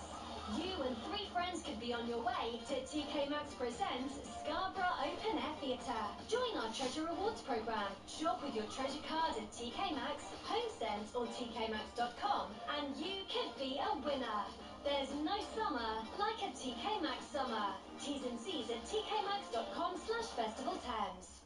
There's a brand new electric car coming to our shores. One that will change the game. The most affordable new electric car in the UK. Introducing the all-new Dacia Spring 100% electric. The robust electric car that's built for adventure and just as happy around town as it is around the countryside. The all-new Dacia Spring 100% electric. Find out more today at dacia.co.uk. Verify at dacia.co.uk/gamechanger. On average, Rift get their customers £3,000 back. I'm like a rubber ball, Let's get the ball rolling. Search Rift Tax Refunds. That's not simple. That's not simple. Now that's simple. Hastings Direct Car Insurance is simple. Because when life is this complicated, finding a great deal shouldn't be. Great cover, great price, and a great app makes us one of the UK's top choices when comparing car insurance online. Hastings Direct. Simplicity is the best policy. For verification, see hastingsdirect.com/verify. Welcome to 32 Red Online Casino! Incredible! Play over 500 games, including exclusive slots, the Cube, Tipping Point, and I'm a Celebrity Get Me Out of Here! Join 32 Red and get a bang tiny welcome bonus up to 150 quid. 150 quid? That's incredible! Visit 32red.com to claim. 18+ BGambleAware.org. New accounts only. Minimum £10 deposit. Up to 50 times wagering. Max stakes apply. Visit 32red.com for full terms. Kick off your Saturday with Game Day Breakfast on TalkSport with goals. The free football pull-out with the sun. Lace up your boots for the nation's brightest sports breakfast with insider matchday news, big game previews and exclusive interviews from Tony Cascarino and Natalie Sawyer. You better believe it! Get fully loaded for football with Game Day Breakfast. Tomorrow morning from 6 on TalkSport with goals. The essential free football pull-out with the sun every Saturday, Sunday and Monday. TalkSport Traffic and Travel with My Dear Cooling and Heating. Find an easier route to win heat pump chiller projects with My Dear. Win more, earn faster. That's the My Dear idea. The M11 in Essex is closed northbound at junction 6 for the M25, where lorries overturned with 2 miles of queues towards there, with 5 miles of anti-clockwise queues on the M25 towards there. The M5 is blocked each way north of Bristol, where a car caught fire between junctions 15 and 14, between the M4 and the Thornbury and Fowlfield turn, causing queues. The M6 in Cheshire, the outside lane is closed southbound after an accident between junctions 17 and 16 near Crewe, causing queues. And in Tyrone, the A4 is blocked eastbound towards the M1 at Dungannon after an accident. I'm Russell Holding. Jordan on TalkSport. Decimate normality. Eradicate predictability. Legendary sports radio. Engineered for confrontation. Jim White and Simon Jordan. The egos have landed. Mid-mornings. We're going to stay with the Manchester United theme this Friday lunchtime. We're approaching Friday lunchtime because it's now emerged that Erik ten Hag refused to take questions from a number of journalists after the win over Sheffield United in midweek. And these were journalists who he perceived were critical of him in a certain way, and I'll get to that. During and after Manchester United's dramatic Wembley collapse and then win, against Coventry at the weekend. You'll probably recall that there were headlines and one or two people mentioned to him post-match at Wembley that maybe he was embarrassed about what had happened to United on the day, that there had been a collapse and then it led to a penalty shootout which United won. So was that the fashion, ideally, that he would like to have seen his team get to the final eventually against Manchester City? Now, fast forward then to the other night, after they beat Sheffield United, there were journalists in the media auditorium, but certain of them were not invited to question Ten Hag after the 4-2 win over Sheffield United, because they were the ones who, it's alleged, were suggesting the way they got to the final was embarrassing and Ten Hag wasn't having that. Now, Mike McGrath, a well-respected journalist with the Daily Telegraph, he's written about this, and I asked him more about this earlier this morning. Yeah, it came apparent after the game on Wednesday, which I was covering from for the Telegraph, that Ten Hag, he wasn't taking questions from certain journalists. Now, on the headline, it does say critical of United's form, but actually in the article it does read, what I've reported is that Ten Hag has felt that some of the reporters that cover United have crossed the line with their coverage and opinions of him and his position at United, and he didn't want to take questions from them after that 4-2 win against Sheffield United, which really brings up the debate on whether it's right, really, whether you should kind of pick and choose who you want to answer questions from if you don't like what's being said. And in his eyes, some of the things that some of those journalists said were disrespectful, hence he didn't want to engage with them, presumably. That's right. I think from what I understand, and just following up the story afterwards, was that it's been some of the coverage about what's said about his job, and also what was kind of tweeted or posted mid-match in the Coventry Man United game, which they obviously collapsed dramatically in, but Ten Hag argued, well, they did win the game, they did get through to the final, but certainly felt that some of that opinion crossed the line, and that was the reason behind his decision. Just to be clear, those who he felt had been disrespectful were not invited to put any kind of point to him and had to sit there mute until the end of the news conference. Yeah, that's what happened on Wednesday night, and yeah, that was our follow-up report on the Telegraph website yesterday to the match against Sheffield United. So that was Mike McGrath, Simon, football reporter of the Daily Telegraph. Mike, thanks for your time with that. So it seems from that, Simon, you can only ask Ten Hag something if he likes the way you ask it. No, I don't think that's a fair characterisation, Jim. I think that the media and certain sections of the media don't have a God-given right to ask certain questions or to be afforded the opportunity to ask certain questions. And narratives get created by the media. Do I think it's advisable? Do I think it's advisable to shut down them so they can be even more vociferous in their condemnation of you? Possibly not. But I've had this issue. I had this issue when Simon Greenberg was the editor of the Evening Standard and went on to be Chelsea's head of communications, telling me about my football club. So I banned him because I got fed up with the way they were behaving. I remember watching Alan Sugar struggle with the press over the battle between him and Venables, and him and potentially George Graham, because certain sections of the press, the Mail and Jeff Powell, were very friendly with certain people, and they created a narrative. Watch Todd Bowley, watch the media narrative around Todd Bowley, and the fact he's an idiot American, doesn't know what he's doing, and he'll carry that with him for some time. So narratives get created by newspapers. So I understand why you got to tell you what, if that's the way you want to play this game, if you want to paraphrase words and stick embarrassing in front of me and get me to bite down on the word embarrassing so you can create headlines off it, then you're not a journalist that I particularly want to talk to. So it reminds the press that they don't have a God-given right. If the press had their way, they'd pick the England team, they'd pick the England manager, they'd tell you what everything's wrong with society without providing any solutions. So I'm making right, but I try and put myself in that position and think to myself, would I let some saucy sod journalist try and create a situation with me where I couldn't deal with it, and gave him that level of power that he felt that he was being excluded because it was that important? But that's me, and not a huge PR mechanism like Manchester United. Yeah, but what's the point of it? In December, United banned 4 media outlets with Ten Hag saying that they were not given a right reply to negative stories about the club. And those were people from Sky, ESPN, what's the point of it? The Manchester Evening News and the Mirror. They were excluded. To remind the press, Because I remember, again, using Simon Greenberg as an example, he told me that the results and the performance of Crystal Palace were often shaped by the newspaper reporting, for which I need to spat my dummy across the room, because actually you're reporting the results that we do. You're nothing, you're bugger all to do with the outcome. It's reminding the press that they are a cog on the wheel, that they're part of the equation. They aren't the equation. And so when they get ahead of themselves with opinions, what the press writes, like all of us, and we sit here the same, is an opinion. It ain't a fact.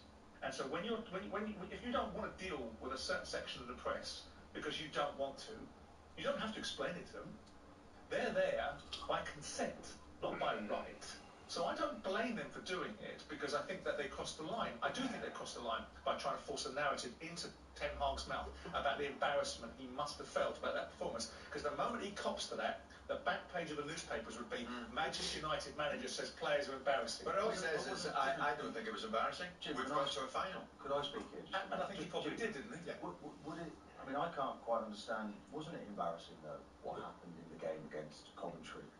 Because every game that you play against Manchester United, you're in that game. They're so open, and maybe his time should be spent on, realistic analysis of his own team. So when you're sat in a press conference and you sit there and it almost sounds like there's a dishonesty, he's feeding lines, he's creating a narrative about his team, trying to create a positive, which for your own eyes you watch it and say, what is he talking about? So after a while these journalists think, well okay, let's pose the question. No, we'll tell him what we can see.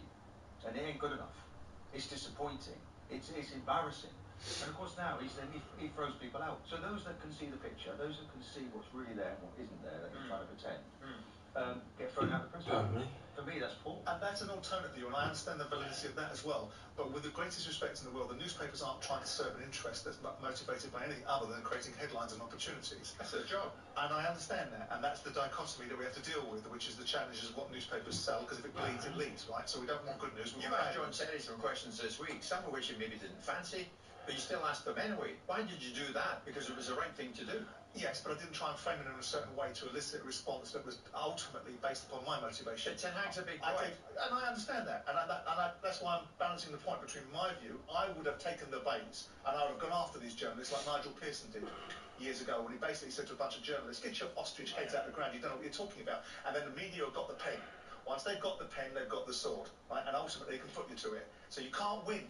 So the best way to do it is do what possibly you said from the outset, which is, no, I don't think it's embarrassing, but they won't leave it there, because they'll go, well, it was, well, I don't think it was. Well, it was, because United were 3-0 up, so you can't win this debate, because they'll never end that debate, because they like that word embarrassing. You listen to, you're hearing something that's completely different to what you've seen when you watch Manchester United from the manager. And you actually think, is he confident enough to do this job? Because what he's saying is not reality. They won the game. So is it propaganda? Is he feeding lines? So the media are right to say, look, sorry, no, we'll point it out to you because it is disappointing. Is managing the press... How did Coventry get back into that game? Is managing the press propaganda? Because the motivation of the press is to create interest. Are there people there? Is there an influence? It's PR. I'm seeing certain people that used to be there. Are they saying, no, get them out of the press conference? Well, I think it's a little bit late for that. We'll see what happens in the 90 minutes during Burnley at the weekend there at Old Trafford, and then we'll hear what Eric's going to say after that. Strongman. White and Jordan on Talk Sport with Selco. For the latest special offers, pick up this month's real deals in branch or view online at selcobw.com. White and Jordan on Talk Sport with Selco Builders Warehouse. Check stock at your local branch. We've got it at selcobw.com. Get that Euro Millions feeling with Friday's £130 million jackpot. Plus, 10 UK winners are guaranteed to be millionaires. That's 10 more reasons to dance. 10 more robots. 10 more limbos. 10 more salsas. Friday's Euro Millions jackpot is £130 million. And 10 UK winners are guaranteed to be millionaires.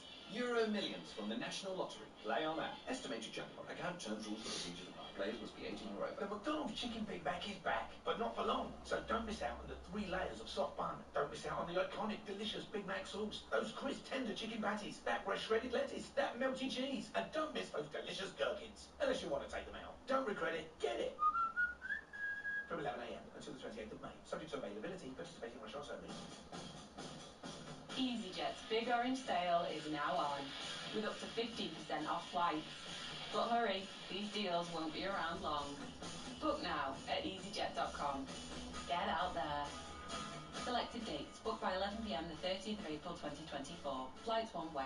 T's and C's apply. Let's join Barry live for the build-up to this monumental match. What's your prediction? You know, I've been watching this team for a very long time, Steve, and I could tell you now, score will be 3-1, there'll be over 9 corners, and the Frenchman will score a header. Very specific, Barry. It's Bet Builder from LifeScore Bet, mate. You can combine markets from thousands of options to create your own bet. Or if you can't make up your mind, you can choose from the pre-built quick bet options. Which is exactly what you did, isn't it? Bet Builder from LifeScore Bet. Building a bet just got easier. Full account terms apply. Bet responsibly. 18 plus. BeGambleAware.org. Andy Goldstein and Darren Bent on TalkSport Drive with Motorpoint. Destination sports conversation fueled by unfiltered opinion with quality guests as standard and a couple of motor mounts. Something's not right, is it? That's rubbish. It's the daily radio road trip that takes you to the farthest corners of the nation's football landscape. I'm just a bit flat, chilling. Yeah, I think you might be my favourite so far, Mike. Have a wonderful afternoon. TalkSport Drive this afternoon from 4 on TalkSport with Motorpoint. There's no car like a Motorpoint car. On 1089 and 1053 medium wave. Online, on your mobile, on the app, and on your smart speaker. TalkSport. Talk Sport. With Locos. With over 140 dealerships nationwide, it's the place to find new and used cars and vans. Visit locos.co.uk. With your midday headlines, I'm Steve Forbes. Eddie Howe says he wants to build his Newcastle squad around Bruno Guimaraes, but has revealed the midfielder's £100 million release clause is only valid until June. Howe doesn't see the Magpies without the Brazilian next season. He seems very happy and settled. Hopefully we can take the team with him a big part of it, but as I say, we're not in control of that, so let's see. Meanwhile, it's understood that Julen Lopetegui has met with West Ham's owner about replacing David Moyes. The Hammers host Liverpool tomorrow lunchtime, live on TalkSport. Pep Guardiola says he doesn't envision another Arsenal slip-up, knowing City must win all their remaining games to retain the title. Of course the pressure is there, otherwise we cannot perform in that one, so 5 games left and on to next. A 4-0 win over Brighton puts City just a point behind the Gunners with the game in hand. Phil Foden netted twice, with the Athletic City correspondent telling us now the forward's added goals to his game, he could win Player of the Season. Because he's always been a beautiful footballer, he's always been great on the half turn, he's always been able to glide past players, spot a pass, but now he's tying it all together, and I think, in terms of the individual award, I think he might win. Nico Hülkenberg's joining Sauber next season before the F1 team rebrands to Audi from 2026. London Mayor Sadiq Khan says he'll look to bring WrestleMania and the Super Bowl to the city if he's re-elected. And it turns out that scrum halves are the lowest paid players in English rugby. The Gallagher Premiership's salary cap report shows they're paid £121,000 a year on average, down 11 grand on last season. Fly halves get paid the most. Talk Sport News. The Scottish Labour Party's tabled a motion of no confidence in the entire Scottish government, and a 13-year-old girl accused of the attempted murder of 3 people at a school in Wales has been remanded in youth custody. Amelia will have more in half an hour. TalkSport weather with QuickFit. Keep spring journeys safe. Visit your local centre or quickfit.com to book your tyres, MOTs and servicing so you can drive away happy every time. Another day of sunshine and scattered showers, wettest in the southwest. Jim White and Simon Jordan. White Hot Sports Radio. Double trouble, daily drama and searing debate. Towering opinion from 2 giants of sports broadcasting. Jim White and Simon Jordan. Mid-mornings on Talk Sport. Good afternoon, everybody. It's 5 minutes past 12 noon this Friday lunchtime. It's Jim White, it's Simon Jordan, and it is Arsenal Invincible Martin Keown who has detonated the show this morning, and we're pleased about that. We're with you all the way through until 1 o'clock. Of course, some massive games coming up this weekend. You heard from Eddie Howe in Steve's bulletin there. Newcastle take on Sheffield United. Lunchtime tomorrow. Van Dijk wasn't happy with the lunchtime kick-off, but that doesn't matter. They're kicking off at 12:30 at the London Stadium. It's West Ham United against Liverpool. And very shortly we'll hear from Messrs Zuma and Areola of West Ham United, who had a chat with me before we came on air. But here's the thing, Simon, away from here, let's touch on athletics this lunchtime because WADA announced yesterday, who are WADA, the World Anti-Doping Agency. They said yesterday they would be launching an independent review after 23 Chinese swimmers were cleared to compete at the Tokyo Olympics, despite testing positive for a banned substance. So they tested positive for this substance, but they were cleared anyway, and they can compete in Tokyo. The findings of the investigation, they were led by a Swiss prosecutor, are expected to be delivered within months. But that hasn't gone down well elsewhere, because 2 hours after that announcement, the agency's most vocal critic, if you like, the US Anti-Doping Agency, called the review a whitewash and absolutely unacceptable. The chief executive of USADA is a man called Travis Tygart, and he called China's excuses a fairy tale and called for a full review of how it came to be that 23 Chinese positive tests were covered up back in 2021, and they can compete come the Olympics. I'm delighted to say Martin Ziegler, the chief sports reporter for The Times, joins us live in the show this lunchtime. Martin, it seems like two clean sport tribes are going to war here. Are WADA facing its biggest ever crisis? Yeah, I think so, Jim. This is a really serious case. I think it's probably the biggest doping scandals, the big Russian one.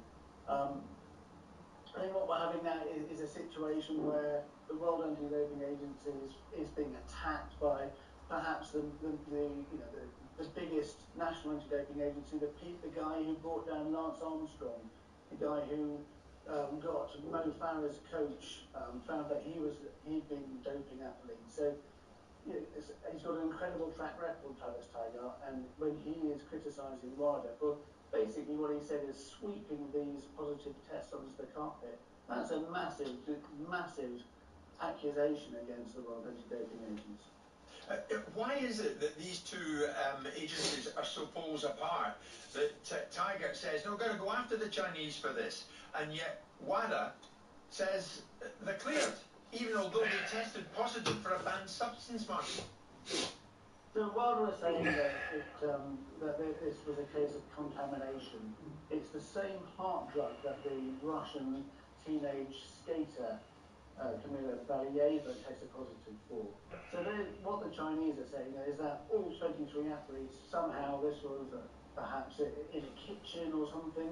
In a hotel, wasn't it, Martin? It was in a hotel. There were 50 athletes that were tested, 23 found positive, and all those 23 were staying in this same hotel where traces of this particular drug were found in the ventilation and certain drainage systems. And it was also during COVID, wasn't it? So, I mean, is that conceivable that that could happen? Well, this was what the explanation that was provided by the Chinese security service. WADA have never been able to send an independent assessor to check this. So the whole thing is opaque. I mean, I think what the big problem here is that WADA never announced it. And the USA is saying, look, hang on a minute, we have cases of contamination, that happens, but we announce it, we're fully transparent, everyone knows what's happening.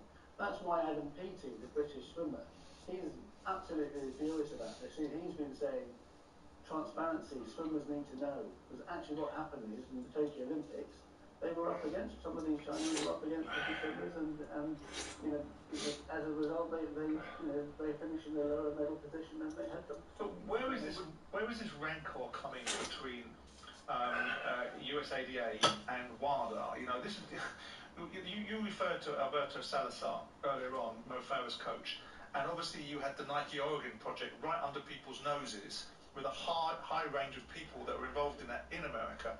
So it's a little bit rich for these guys to be getting up on their high horse about what goes on in other areas. So where is the rancor? Why is there an agenda between USADA and WADA that seems to be so vitriolic? I think the US Travis Tygart feels that from the Russian doping scandal, which sort of broke in 2015 onwards, that WADA has always been sort of a bit weak and hasn't has been forced into action by other people rather than taking it themselves. So I think that's always been an issue between them. So there's always been this tension, at least for sort of the last decade. And I think this is just sort of another manifestation of it. Martin, I'm keen to know your take on this. What kind of message does it send if these 23 Chinese are cleared to compete at the Tokyo Olympics? What message does that send? Well, I mean, they did, but nobody knew about it until now. So some of them will be competing in Paris. I beg your pardon, in Paris, the Paris Olympics. Yeah. What message will that send then, Martin? Well, I think it will send a message that there's a big question mark over any of their achievements. Yeah. And not surprisingly, some of from other countries will be looking at this with, some consternation I can understand why they're saying that, under the Chinese, they did what they could, but the lack of transparency, I think, has been a big problem. Well, I was going to say to you, what is the bigger issue? The plausibility of the reasons why these athletes weren't banned, or the lack of transparency that seems to be purveying this circumstance? Yeah, I think both actually, but the plausibility is, so doping is meant to be a strict liability offence. If you test positive, you have to prove why you're not at fault. I think a lot of people do not believe that the Chinese sufficiently proved that they weren't at fault. They came up with an explanation, but I think it was lacking in detail. There was no sort of witnesses, no one saying, yes, this was my drug, I took it, I've been taking it for years, and I left it in the hotel kitchen or whatever. So why would WADA be so weak? Is this because of the funding regimes that they subsequently get their funding from, which is nation states and IOC? Is that part of the thinking as to the reasons why WADA might be so perceived flaky? I think WADA are in a position where, yes, they're funded by national governments, including the Chinese, but they are perhaps worried about picking a fight with a big superpower, and the whole thing about international politics. The Beijing Winter Olympics were coming up soon, fairly shortly after that. Is that an issue for them? I don't know, but it looks to me that they took the easy way out of this, and they thought, oh well, they've said that there was contamination, so we'll just accept that and we won't tell anyone. It seems that USADA, in the person of Travis Tygart, the chief exec, Martin's got the bit between his teeth. What's the end game to all of this, do you think? Well, WADA said they've appointed their own independent person, a lawyer, prosecutor from Switzerland, who's going to do what they say is an independent review. Travis Tygart's not happy with him either. He says it's sort of limited and self-serving, hand-picked person to do it. He says there should be a proper independent review carried out by somebody like perhaps Richard McLaren, the guy who did the independent review into the Russian doping scandal. If it goes that far, then that might be the end, but let's wait and see what happens. Martin, thank you very much. Martin Ziegler is the chief sports reporter with The Times. Nobody better to look at a story of that magnitude.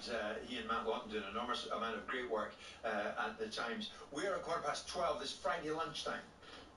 White and Jordan on Talk Sport with Selco Builders Warehouse. With the Selco app, it's now even easier to buy from Selco. Download it for free from the App Store today. Hey, you're looking for car parts at unbelievable prices? Here at You Pull It, the region's pull your own parts breakers yard, we've got them in the thousands. Headlamps at 28 quid, alloys 30 and batteries 15. A whole engine for just £154. With over 3,000 cars on the ground, new in every day, we've got the parts you need at prices you won't believe. Plus, we also buy scrap cars. You pull, you save. YouPullIt.co.uk. Prices may vary, terms and conditions apply. You play responsibly and stay within your limits. Visit admiralslots.co.uk for more. Over 18s only. Please gamble responsibly. Hi all. How are we doing? Afternoon. Let's get this meeting. Meeting started. Come on. Where's the tablet gone? When everyone's home, EE Work Mode prioritizes your broadband for working from home with faster speeds in more places than anyone else. So, Yeah, I've got you loud and clear as a bell. this is broadband made for working from home. Search EE Broadband, powered by BT. Work mode with EE Smart Hub Plus. To verify, see ee.co.uk/claims. £4 for lunch. The new cheeky little pizzas from Domino's. For hot and cheesy wraps. For you. For filling finance. For sit on security. For lunching at the laptop. Lunch for just £4 at Domino's. High fours all round. Order ahead on our app. Domino! £4 £12 per item. Collection and delivery. Minimum delivery spend, charges and areas may apply. Nice grooming. It must be great with Skull Shaver products. Smooth and fast head shaving experience with Pitbull Shaver. 90 seconds and done. For face shaving, one live shaver with innovative features. Do you need a simple haircut? Use Beast Clipper. 5 minutes and done. Do you need to shave your back or somewhere else? We have easy and fast solutions. For ladies, beautiful and fast Butterfly Kiss Shaver. Skull Shaver products have over 100,000 5-star reviews worldwide. Find out what's new in grooming at skullshaver.co.uk. Get that Euro Millions fee with Friday's £130 million jackpot. Plus, 10 UK winners are guaranteed to be millionaires. That's 10 more reasons to dance. 10 more robots. 10 more limbos. 10 more salsas. Friday's Euro Millions jackpot is £130 million. And 10 UK winners are guaranteed to be millionaires. Euro Millions from the National Lottery. Play on app. Estimated jackpot. Account terms, rules and procedures apply. Players must be 18 or over. Talksport Traffic and Travel with My Dear Cooling and Heating. Find an easier route to win air source heat pump projects with My Dear. Win more, earn faster. That's the My Dear idea. The M11 in Essex is closed northbound at junction 6 for the M25 after a lorry overturned. Diversions are onto the M25 with the queues back along both the M11 and anti-clockwise M25 towards there. On the M6 in Cheshire, the outside lanes closed southbound after an accident between junction 17 and 16 near Crewe, with queues from junction 18 the Middlewich and Holmes Chapel turn. And in Tyrone, the A4 is blocked eastbound towards the M1 at Dungannon after an accident. Some queues towards Lurgan. Delays as you divert. That's the latest. I'm Russell Holding. Cooling tomorrow. Exclusive kick-by-kick commentary of Aston Villa versus Chelsea. Coverage from 7:30. Kick-off 8 p.m. on Talk Sport.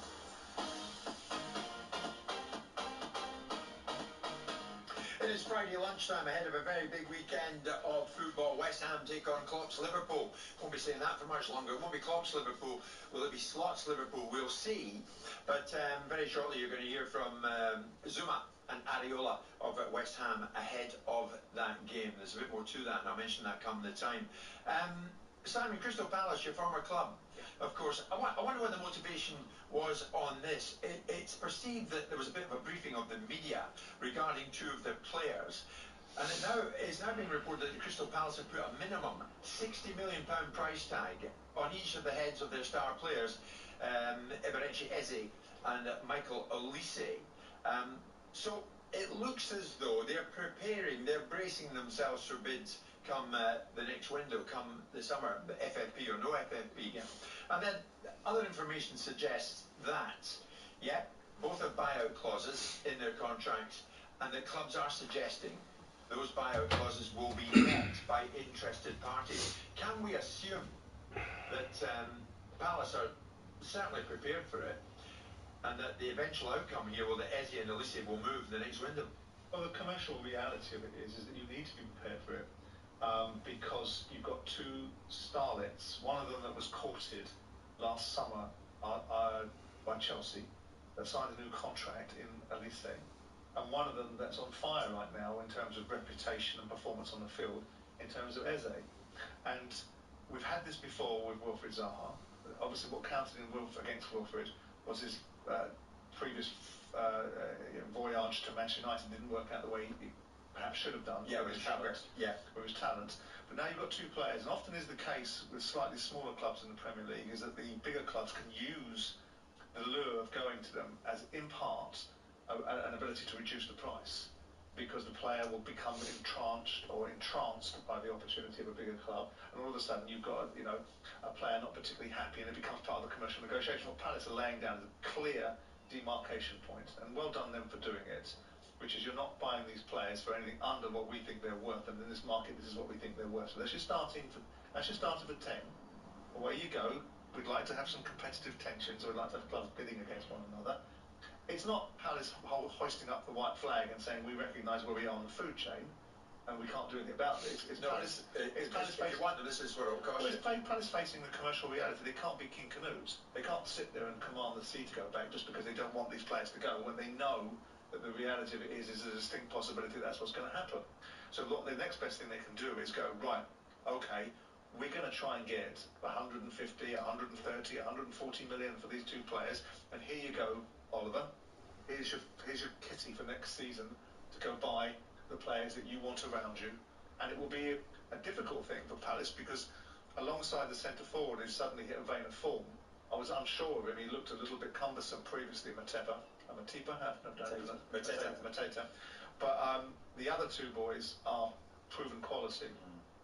And now you've got a formidable front three, and now what you're doing is you're saying Wilfried Zaha's gone, he was a talisman, off he's gone to Turkey and whatever he's doing over there, and Galatasaray, and now we're saying basically, when you've got those three boys on the field, Palace have suddenly come alive, like they did at the back end of last year when Roy came in. Manager, since he's been there, I mean, that's 3 wins now, Jim, on the Browns. So Palace finally looking really very good level. I think Eze is the one. I watched him really closely. I was on the pitch when he played against Arsenal earlier this season, and he looks to me now he's ready to go. So I don't want to, Palace fans won't enjoy me saying it, but he just looks now at another level, Jim. So I think it's going to be difficult for them to hold on to those two players. It's a shame because they've really done the hard miles there, haven't they? And now looking like they're the real part, and they've gone through that journey. They may well lose them. It's how they then use that money. It's almost inevitable, though. But Palace are right to say, if we're going to lose them, we'll lose them for X and Y. And it's important, when we talk about the role of sporting directors, Dougie Freedman and the role that he's done, these were really players that he recruited, that he found and ascertained for Palace from lower down the pyramid or from other parts of the football family, whether it be in Europe. And this is something that he's done repeatedly, whether it was when he was the manager of the team and brought in Yannick Bolasie, who was a flying machine that Everton paid 35 million quid for, or whether it was Jednek or other players they brought in. These two players they're being sought after by big 6 clubs. Yeah. It doesn't surprise me that big 6 clubs like Manchester United will be looking at Dougie Freedman in a sporting director's capacity. Oh, of course, one of them is Newcastle United, because they're resigned to the fact that sooner than later, Dan Ashworth will be prized from his garden. And once all the finances have been sorted out, he will head to Manchester United as part of the Sir Jim Ratcliffe project there. Dougie Freedman, I know you speak very highly of him, Simon. You know him well. I remember when he played, of course. Yeah, and I've met him on a number of occasions. Would he be the right fit to replace Ashworth as sporting director at Newcastle? I don't see why not, if Dougie wanted to go in that direction. If he feels that the opportunity for Newcastle to be able to have a greater financial reach and opportunity in Crystal Palace, he will take it into consideration, I imagine. He's a very significant player in my time at Crystal Palace. So scored a goal that kept us in the Championship, was a big part of the team that got promoted to the Premier League. He was a big part of the team that nearly stayed in the Premier League, and he managed the side. I think he was the intellectual capital behind the side that got promoted, that Ian Holloway inherited when he went off to Bolton. And he's come back and been a fundamental part of the recruitment policy. He stays in the background, he's not interested in being front of the limelight, very diligent, very thorough, very professional, very low-key, and I think he'd be a fit for most significant clubs. Sounds like he could and should be Newcastle's man. I mean, Martin, these guys, sporting directors of football, they are as sought after, the right ones, as some of the top players in the game these days. That's what we've come to. Yeah, Dan Ashworth, what we're talking now, £20 million. It seems remarkable, doesn't it, that I'm surprised it comes down to only one person within a football club. And there isn't a case of looking at systems and putting things in place. But when you do lose somebody of this quality, Dougie Freedman, I'm looking at it thinking, okay, has he produced enough players? We can see some good ones here. I'm looking at the Andersons and people coming very good signings. Acquisitions, yeah, good acquisitions. So, but they didn't really go. I mean, Schlopp's done a good job for them. Yeah, Gehi was another one, but was he fairly obvious? He came on loan. Other clubs seen him. Chelsea were looking to escape it, let him go. They're very prudent. They don't spend a great deal of money, and obviously they can't waste money, Palace. I think it'd be very interesting to see what they do with these funds. Is it not your belief that getting the right sporting director isn't exactly rocket science? No, it seems like now they're so coveted. It's like, you wonder, is that the job that we should all be doing as ex-players, to look at players, to assess, to work out. Could you do it? Were you ever interested in doing it? Well, I mean, it's coming down to judgment, isn't it? You have to judge whether people can do it. I mean, whether or not there's a better platform there for Palace, arguably, to bring their young kids through, because they're going to guarantee to get them into the first team. They took these guys in from lesser clubs and to nurture them. They might not have been able to do that at Arsenal or other clubs. It's always the situation, but fair play to what they've done to these players. They're now ready to kind of find the next, which is a shame. If you look at the recruitment of football clubs, the big constant criticism of Manchester United if they have spent the money, they recruited badly. So who did the recruitment? And if you saw an interview recently I saw with Mourinho talking to Fabrizio Romano about the idea of what a coach should be, and what he wants to be as a coach, doesn't want to get involved with other aspects of things, and that also means potentially the acquisition of players, wants to be involved in the process, but actually wants to coach a team on the grass and get a team ready to play a football match on a Saturday afternoon. So if Manchester United have spent £1.6 billion net on transfers over the last 10 years, and we sit here with a constant accusation that their recruitment policy is being bad, they haven't bought players that understand what it's like to play for Man United and the culture of Manchester United, then you then have to say, who is a key component of that? It has to be the head guys at the head of recruitment. His job is to build an infrastructure underneath him, a succession program, so when he moves on, the next guy steps up. That's what good management does. So then it's no surprise, if you're going to pay a lot of money for managers to come manage your team, and we all say that recruitment's a big part of it, a big expenditure, then it doesn't become a surprise that you suddenly pay a lot of money for getting the guys that deal with recruitment. Yeah. Everybody gets overpaid in football. Because it's a high-stakes game that they're in. Everybody gets overpaid in football. Everybody. Well, look at it. Look at the reality of it. Look at what people are getting paid in football that they're losing sight of. Okay then. So if we look at what Dan Ashworth's done the last little while while he was at Newcastle, yeah, he's basically gone and targeted every best young player, English player, that he could get his hands on. Yeah. So Liveramento's gone there, Anthony Gordon's gone there, yeah, Barnes has gone there. Is that rocket science? Well, is it? If that works, 20 million? Well, I tell you what, it's interesting. We sit in the press, right, and people listen to shows like this and go, oh, it's brilliant, common sense.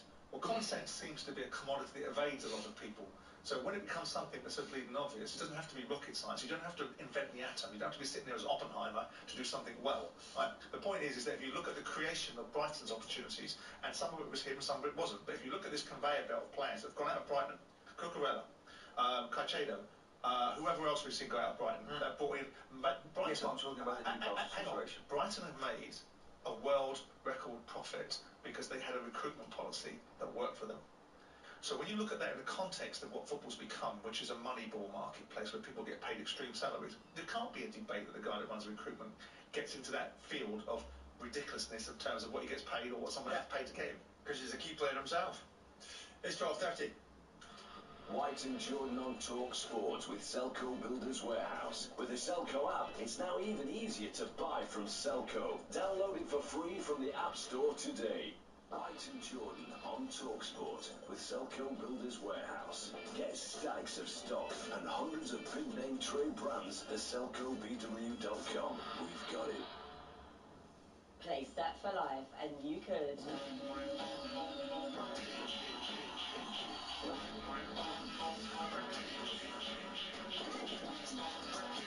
£10,000 every month for 30 years. Set for Life. Play now on the National Lottery app. Terms, rules and procedures apply. Players must be 18 or over. £4 for lunch. For new cheeky little pizzas from Domino's. For hot and cheesy wraps, for you. For picnicking on park benches. For gobbling on the go. For scoffing, for snaffling. Lunch for just £4 at Domino's. High fours all round. Order ahead on our app. Domino's! £4 per item. Collection and delivery. Minimum delivery spend, charges and areas may apply. Mike Brewer here. Forget the chocolate eggs and tell the big fluffy bunny to whop it. For a real Easter extravaganza, get to mymotorworld.com. Save up to 20% off service parts, including filters, engine oils, lubricants, wiper blades, bulbs, and more. With discounts on thousands of products, put all your service kits in one basket and check out and save at mymotorworld.com. mymotorworld.com. That's not simple. Well, that's not simple. Now that's simple. Hastings Direct Car Insurance is simple, because when this complicated, finding a great deal shouldn't be. Great cover, great price, and a great app makes us one of the UK's top choices when comparing car insurance online. Hastings Direct. Simplicity is the best policy. For verification, see hastingsdirect.com/verify. If saving money is your thing, then you might like Aldi this spring. Because Aldi is Whit's cheapest supermarket for the 3rd year in a row. It's a hat trick. And for our next trick, more great prices on the things you love. Aldi, officially Whit's cheapest supermarket for the last 3 years. Want to build a bet you want in seconds? With Unibet's Bet Builder, you're on. Add shots, corners, and more. And and increase your odds with Bet Builder Raptors, combining bet builders across multiple games and sports. Download the Unibet app or visit unibet.co.uk and get a Bet Builder boost every day. Unibet. You're on. 18 plus, begambleaware.org, pre-match only, match stake £10 minimum, combined odds of 4 to 1 and 3 selections, T's and C's apply. Online, on your smart speaker, on DAB, on the app, and on the money. Over 50 games of live football across April. This is TalkSport. TalkSport News.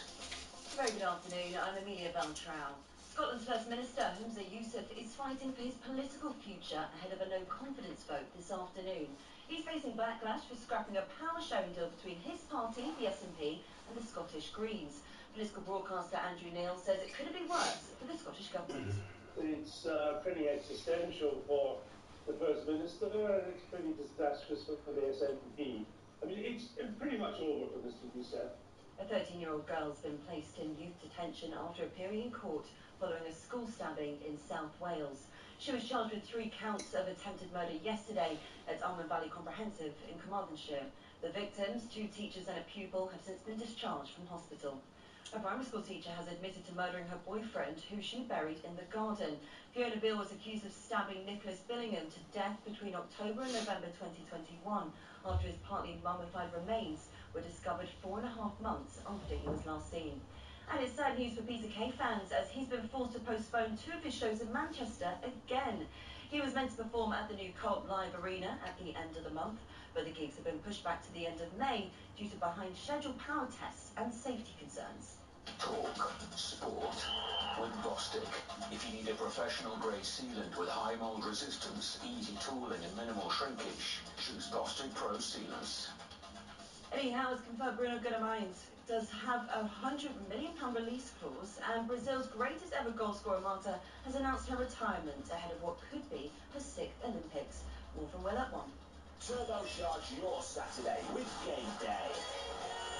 It's the ultimate heavy-hitting Premier League experience. Featuring 3 massive Premier League games. West Ham versus Liverpool. Kick-off, 12:30. On TalkSport. What a goal! Sheffield United versus Newcastle. Kick-off, 3 p.m. On TalkSport 2. He scored! Aston Villa versus Chelsea. Kick-off, 8 p.m. On TalkSport. Oh, brilliant finish! Game Day. Tomorrow. On TalkSport and TalkSport 2.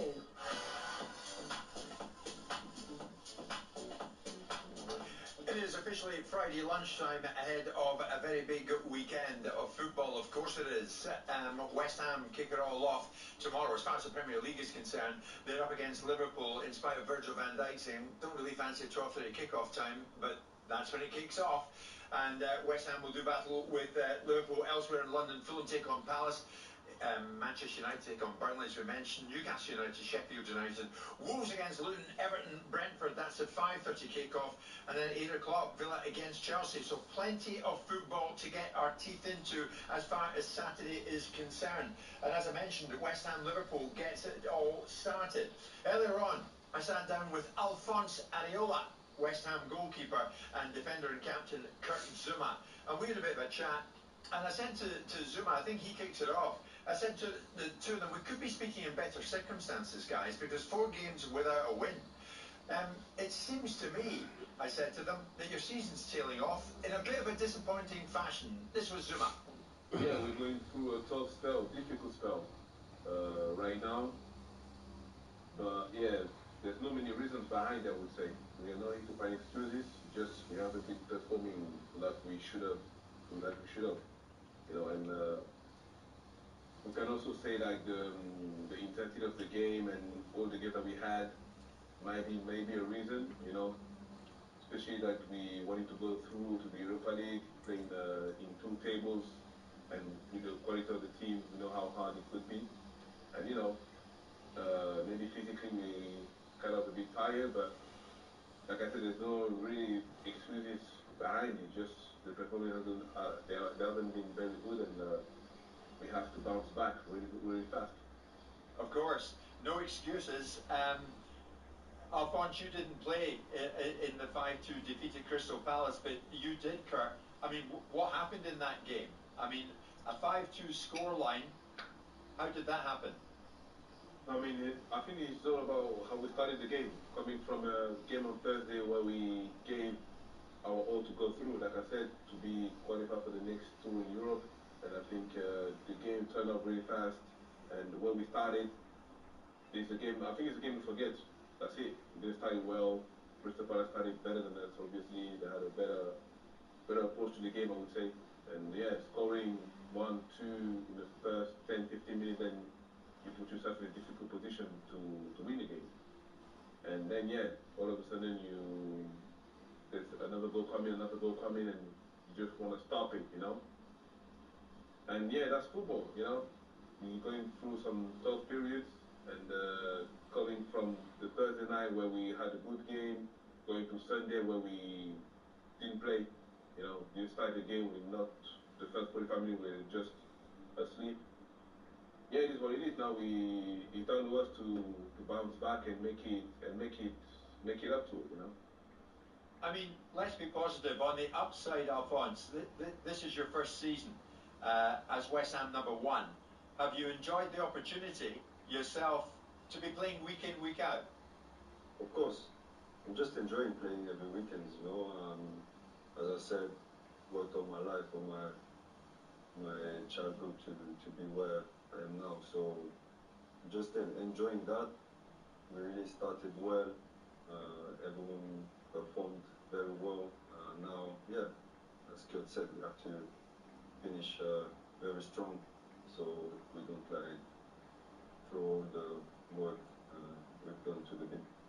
One thing I do know, Alphonse, about West Ham fans in my time in London, if they like you, they let you know. If you're doing well, they're pleased and they let you know. If you're not doing well, they let you know. But they're passionate, aren't they?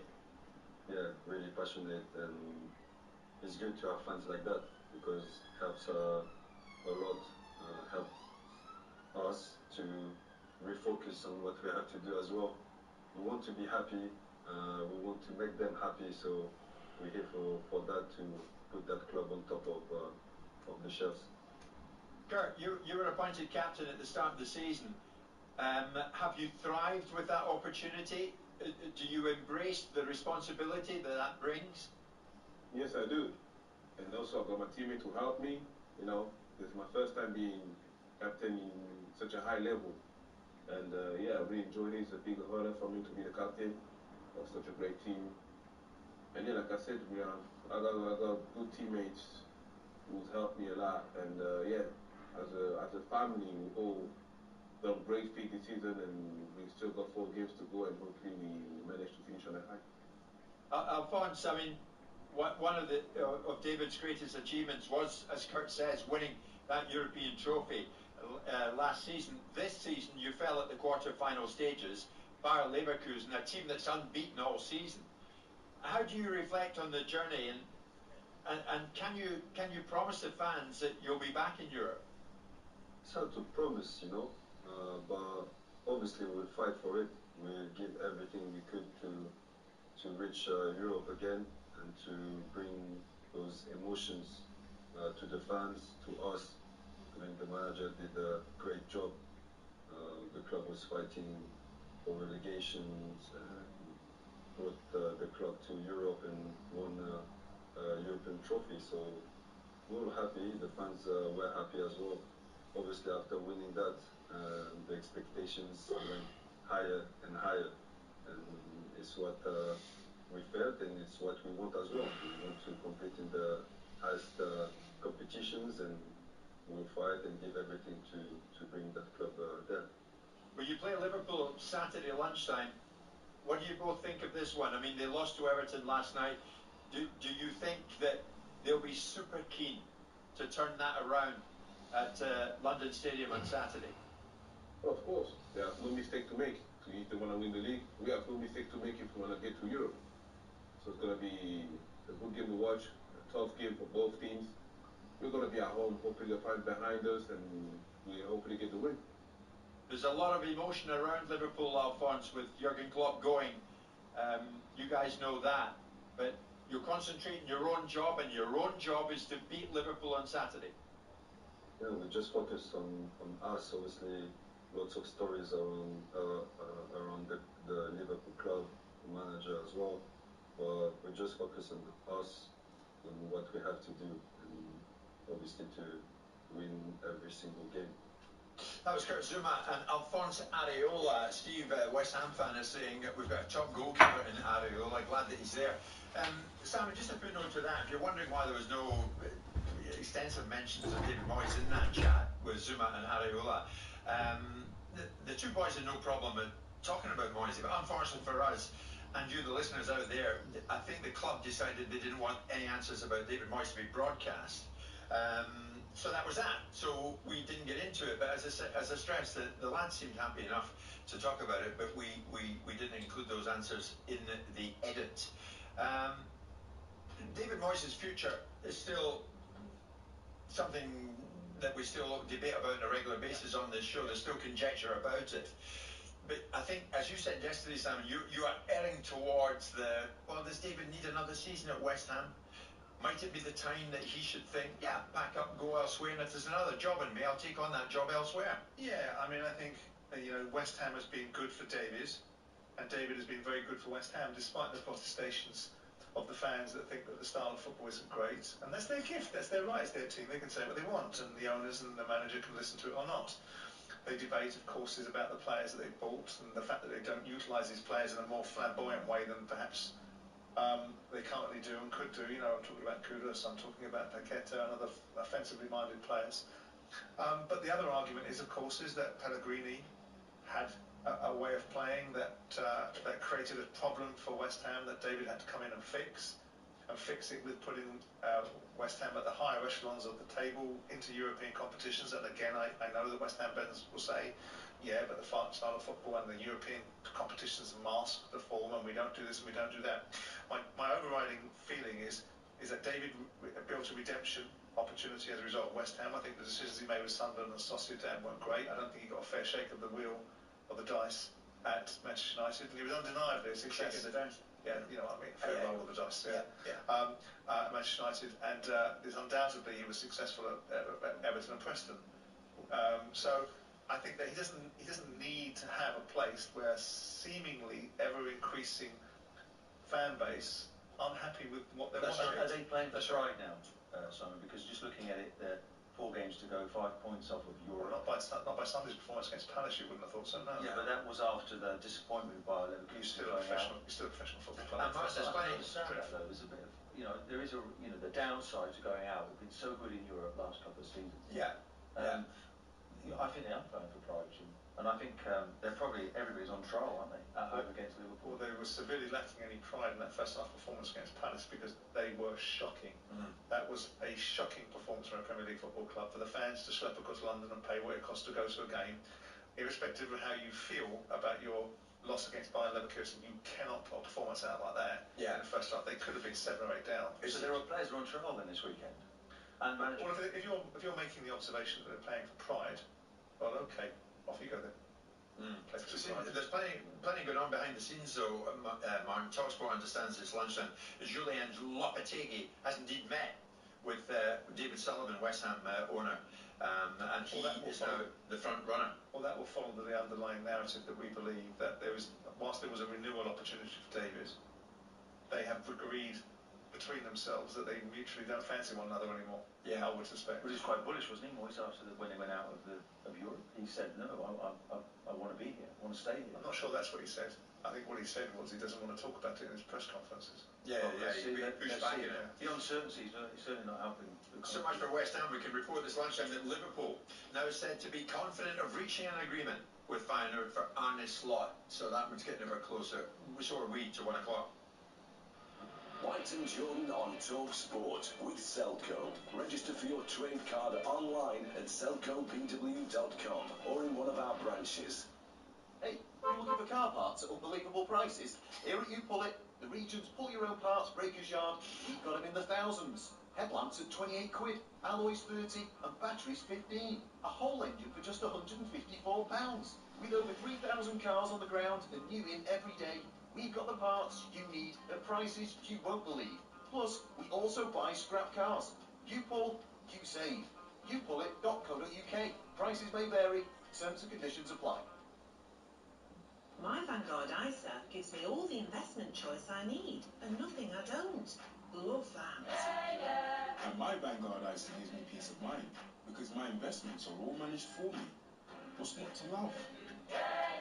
And you know it's low cost. And straightforward, which is just what I need. Join more than 50 million investors around the world who love Vanguard Value. Vanguard, value to investors. Capital at risk. Tax rules may change. Eligibility rules apply. It's on the nose. High paws all round. Order ahead on our app. Domino! £4 per item. Collection and delivery. Minimum delivery spend, charges and errors may apply. Just hearing the sound of something can transport you, taking you to a happy place. The great outdoors. If you like the sound of that, then it's time for Golf Now.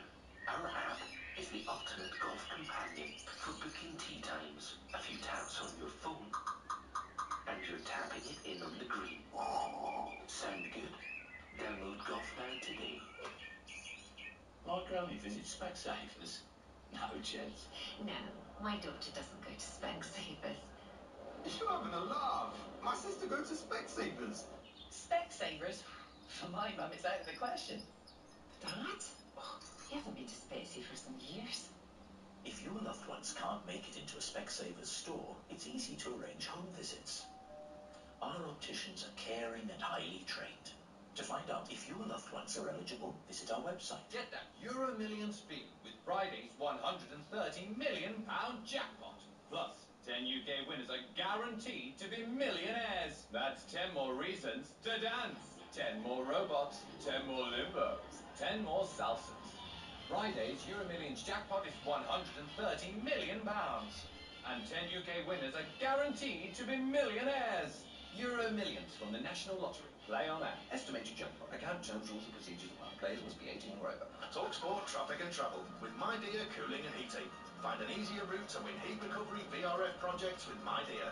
Win more, earn faster. That's the My Dear idea. The M11 in Essex is closed northbound at junction 6 for the M25, where a lorry's overturned. There are 2 miles of queues heading away from junction 5 at Nelton, and delays on the anti-clockwise M25 where you're diverting. On the M25 in Surrey, there are anti-clockwise queues towards junction 12 for the M3 after traffic was stopped because of an accident there.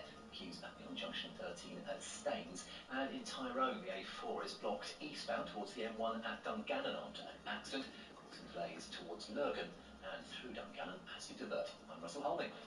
Dangerous opinions ahead. Jim White versus Simon Jordan. Guests, goals.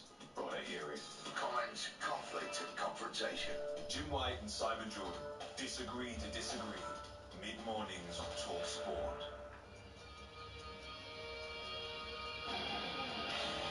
A minute of the 60th. Oh my word! What a left-footed effort to win it, surely, for QPR! Look at it, the scenes here now. I'm sure the QPR fans think, yeah, we're going to be okay. On to Somerville, left and into the area. The Leeds fans are on their feet. Somerville onto his right foot, curls it into the corner for a wonderful goal. It's 4 for Leeds at the Riverside, marching up into second place. They do it by the skin of their teeth. Their automatic promotion push gathers pace again.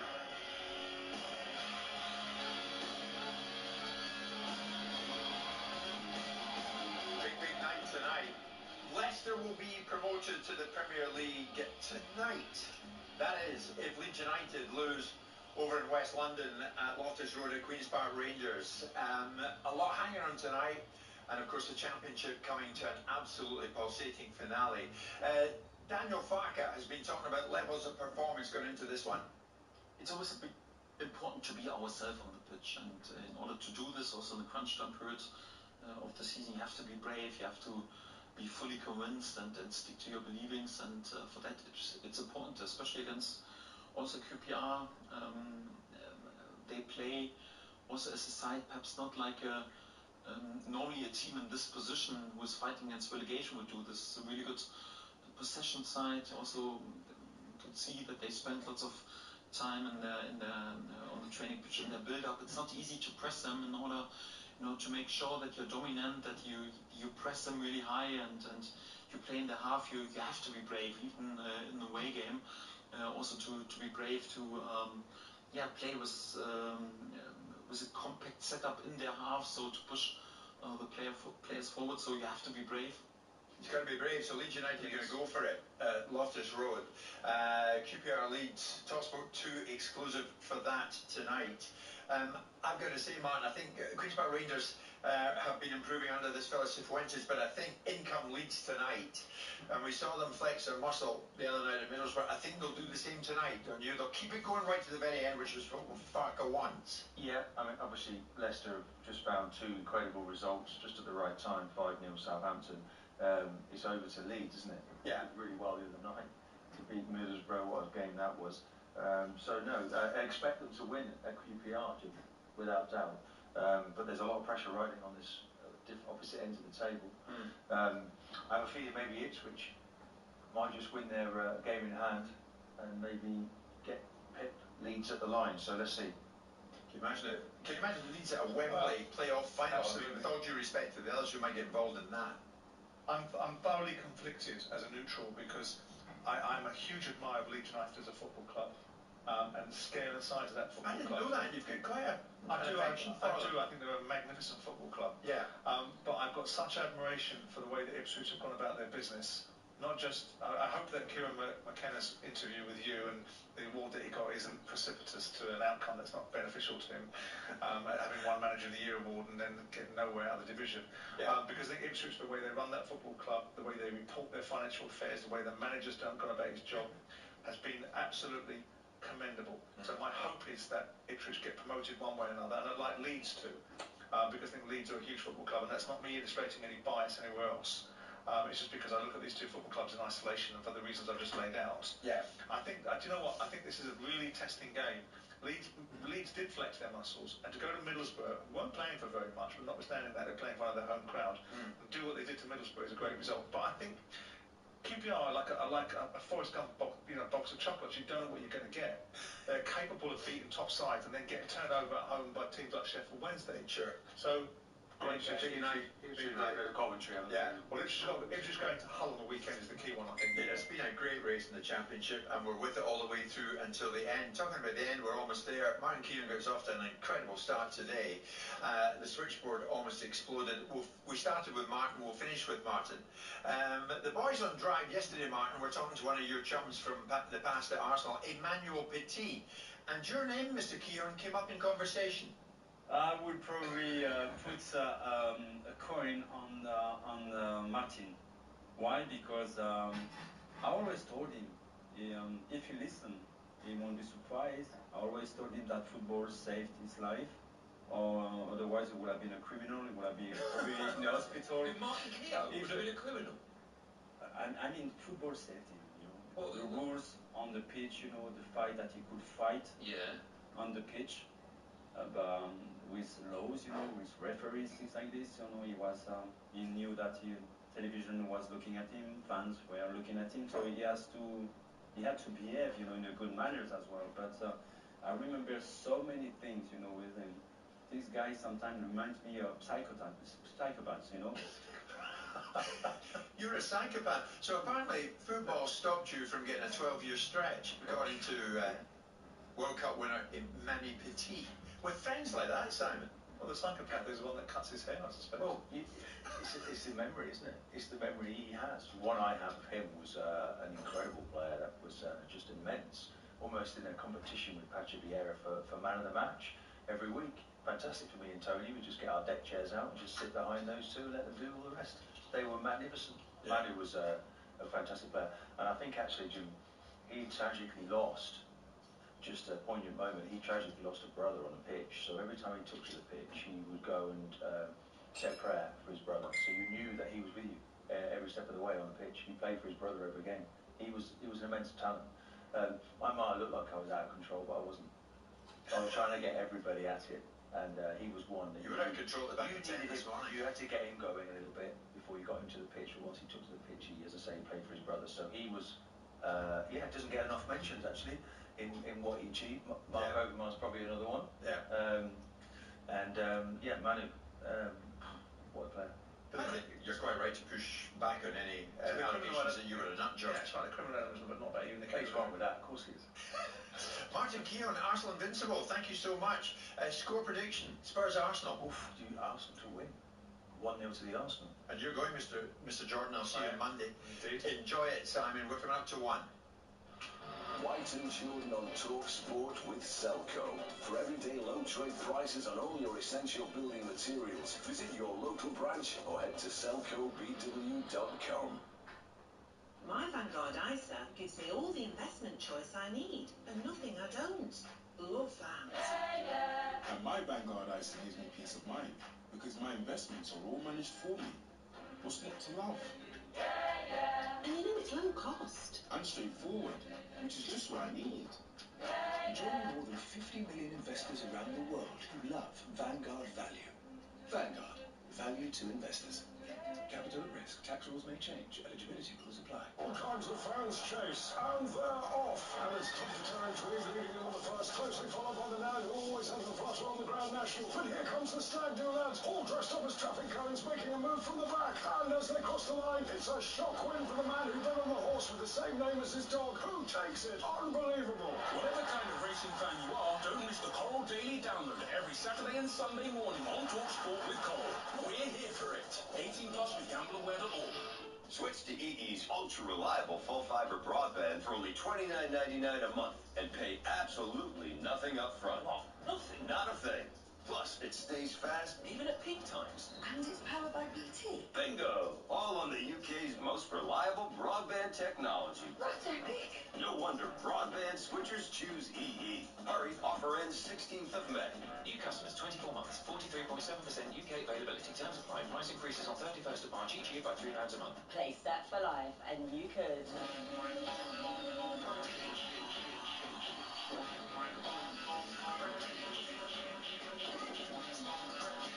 £10,000 every month for 30 years. Set for Life. Play now on the National Lottery app. Terms, rules and procedures apply. Players must be 18 or over. Meet Sasha, a woman with impeccable style. But even the most fashionable amongst us can face fashion frustration. So many clothes, but nothing to wear. By selling something on eBay, there's still hope for Sasha. Nice. Sell the clothes you don't wear to buy the ones you will. Birthday fit sorted. It's now free to sell your pre-owned clothes on eBay, so you'll never have nothing to wear again. Conditions apply. Make sure you're all set for kickoff on TalkSport with Ladbrokes. It's TalkSport's premier weeknight fan forum featuring your views and the opinions of TalkSport's top team of passionate pundits. That's a right foot in and scores! Plus, get the latest form and odds before the whistle blows direct from Ladbrokes. And hear live commentaries of selected matches throughout the season. Kickoff, weeknights from 7 on TalkSport with Ladbrokes. We play together. Terms and conditions apply. 18 plus BeGambleAware.org. Online, on your mobile, on the app, and on your smart speaker.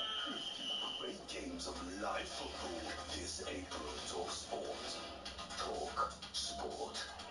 With Lookers. Buy your next car or book your MOT, service or repair at lookers.co.uk. Thanks as always to Jim Simon and to Martin. It's me, Paul Hawksby, Andy Jacobs alongside me this afternoon. We'll be joined by Stan Collymore to have a good look at the Premier League weekend, and we'll have the Force panel get you involved in as well. They've decided in Sweden that they don't want VAR. We'll look at some of the reasons why they've made that decision. Blinding the obvious to us, I would imagine. Yeah, probably. Kate Murley joins us, some Harlequins. They play at Twickenham against Northampton tomorrow. He's going to pop into the studio and have a chat today. It's Football Shirt Friday. We'll be marking that and getting you involved in some stuff around that. Plus, as we said, big weekend, not just in the Premier League, but in the EFL as well. And Ian Danton will join us for a chat. And we'll have Top Mac, clips of the week, all the regular stuff to come. But first, Will Hobbs has the sports headlines. Thanks, Paul. Good afternoon. Well, Eddie Howe has confirmed Bruno Guimaraes does have a £100 million release clause in his Newcastle contract, valid until the end of June. The Magpies boss hopes nobody activates it. We want to keep him, we want to build our team around him. He's an integral part to what we're doing. I think his form has been very good. TalkSport understands Julian Lopetegui has met with West Ham owner David Sullivan and is one of the front runners to replace David Moyes. Meanwhile, tomorrow's opponents, Liverpool, are confident of reaching an agreement with finals Arne Slot. Jurgen Klopp believes the club will be in safe hands. Good coach, good guy. Looking forward for the time if he's the solution. It's not up to me to judge these things, but that sounds all really good. Harry Redknapp's given us his prediction for a tasty North London derby. And I'm not sitting on the fence as a betting man. If I had to have a bet, I think I'd bet the draw. I really do. I think that's probably where the value is. I think it'll be a tight game, certainly. Brazilian legend Marta is to retire from the international game at the end of this year. The 38-year-old is our nation's all-time record goalscorer across both men's and women's football. Nico Hülkenberg's joining Sauber next season before the F1 team rebrands to Audi from 2026. And potential relief for Europe's Ryder Cup squad ahead of their title defence next summer. The new DP Tour boss says there's no need to bar live players John Rahm and Ricky Hatton from competing if they pay fines and serve bans during other competitions. Talk Sport News. Hunter Yousaf's facing a motion of no confidence in his leadership. And find out how much a gold pocket watch recovered from the body of the wealthiest man on board the Titanic is going for at auction. Amelia will tell you in half an hour. TalkSport weather with QuickFit. Keep your car safe on the road this spring. Visit your local centre or quickfit.com for tyres, servicing and MOTs, so you can drive away happy every time. Scattered showers across the UK developing later, drier in the south. Rain and 1053 medium wave on DAB, online and on your smart speaker. Paul Hawksby and Andy Jacobs on Talk Sport.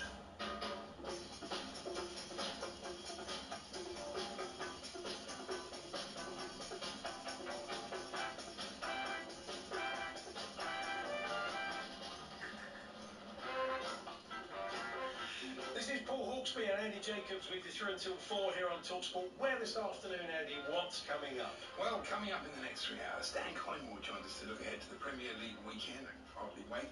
How Sweden came to reject VAR. And Queen's Caden Murley pops into the studio ahead of their game against Northampton at Twickenham.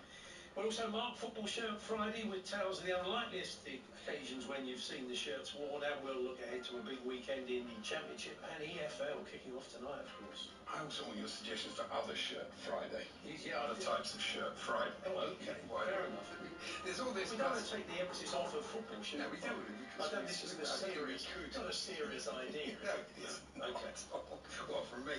There's all this plus Todd Macklin on the NFL draft. Yes. We'll bring you the best of the manager's press conferences from today, and we'll have some more clips of the week.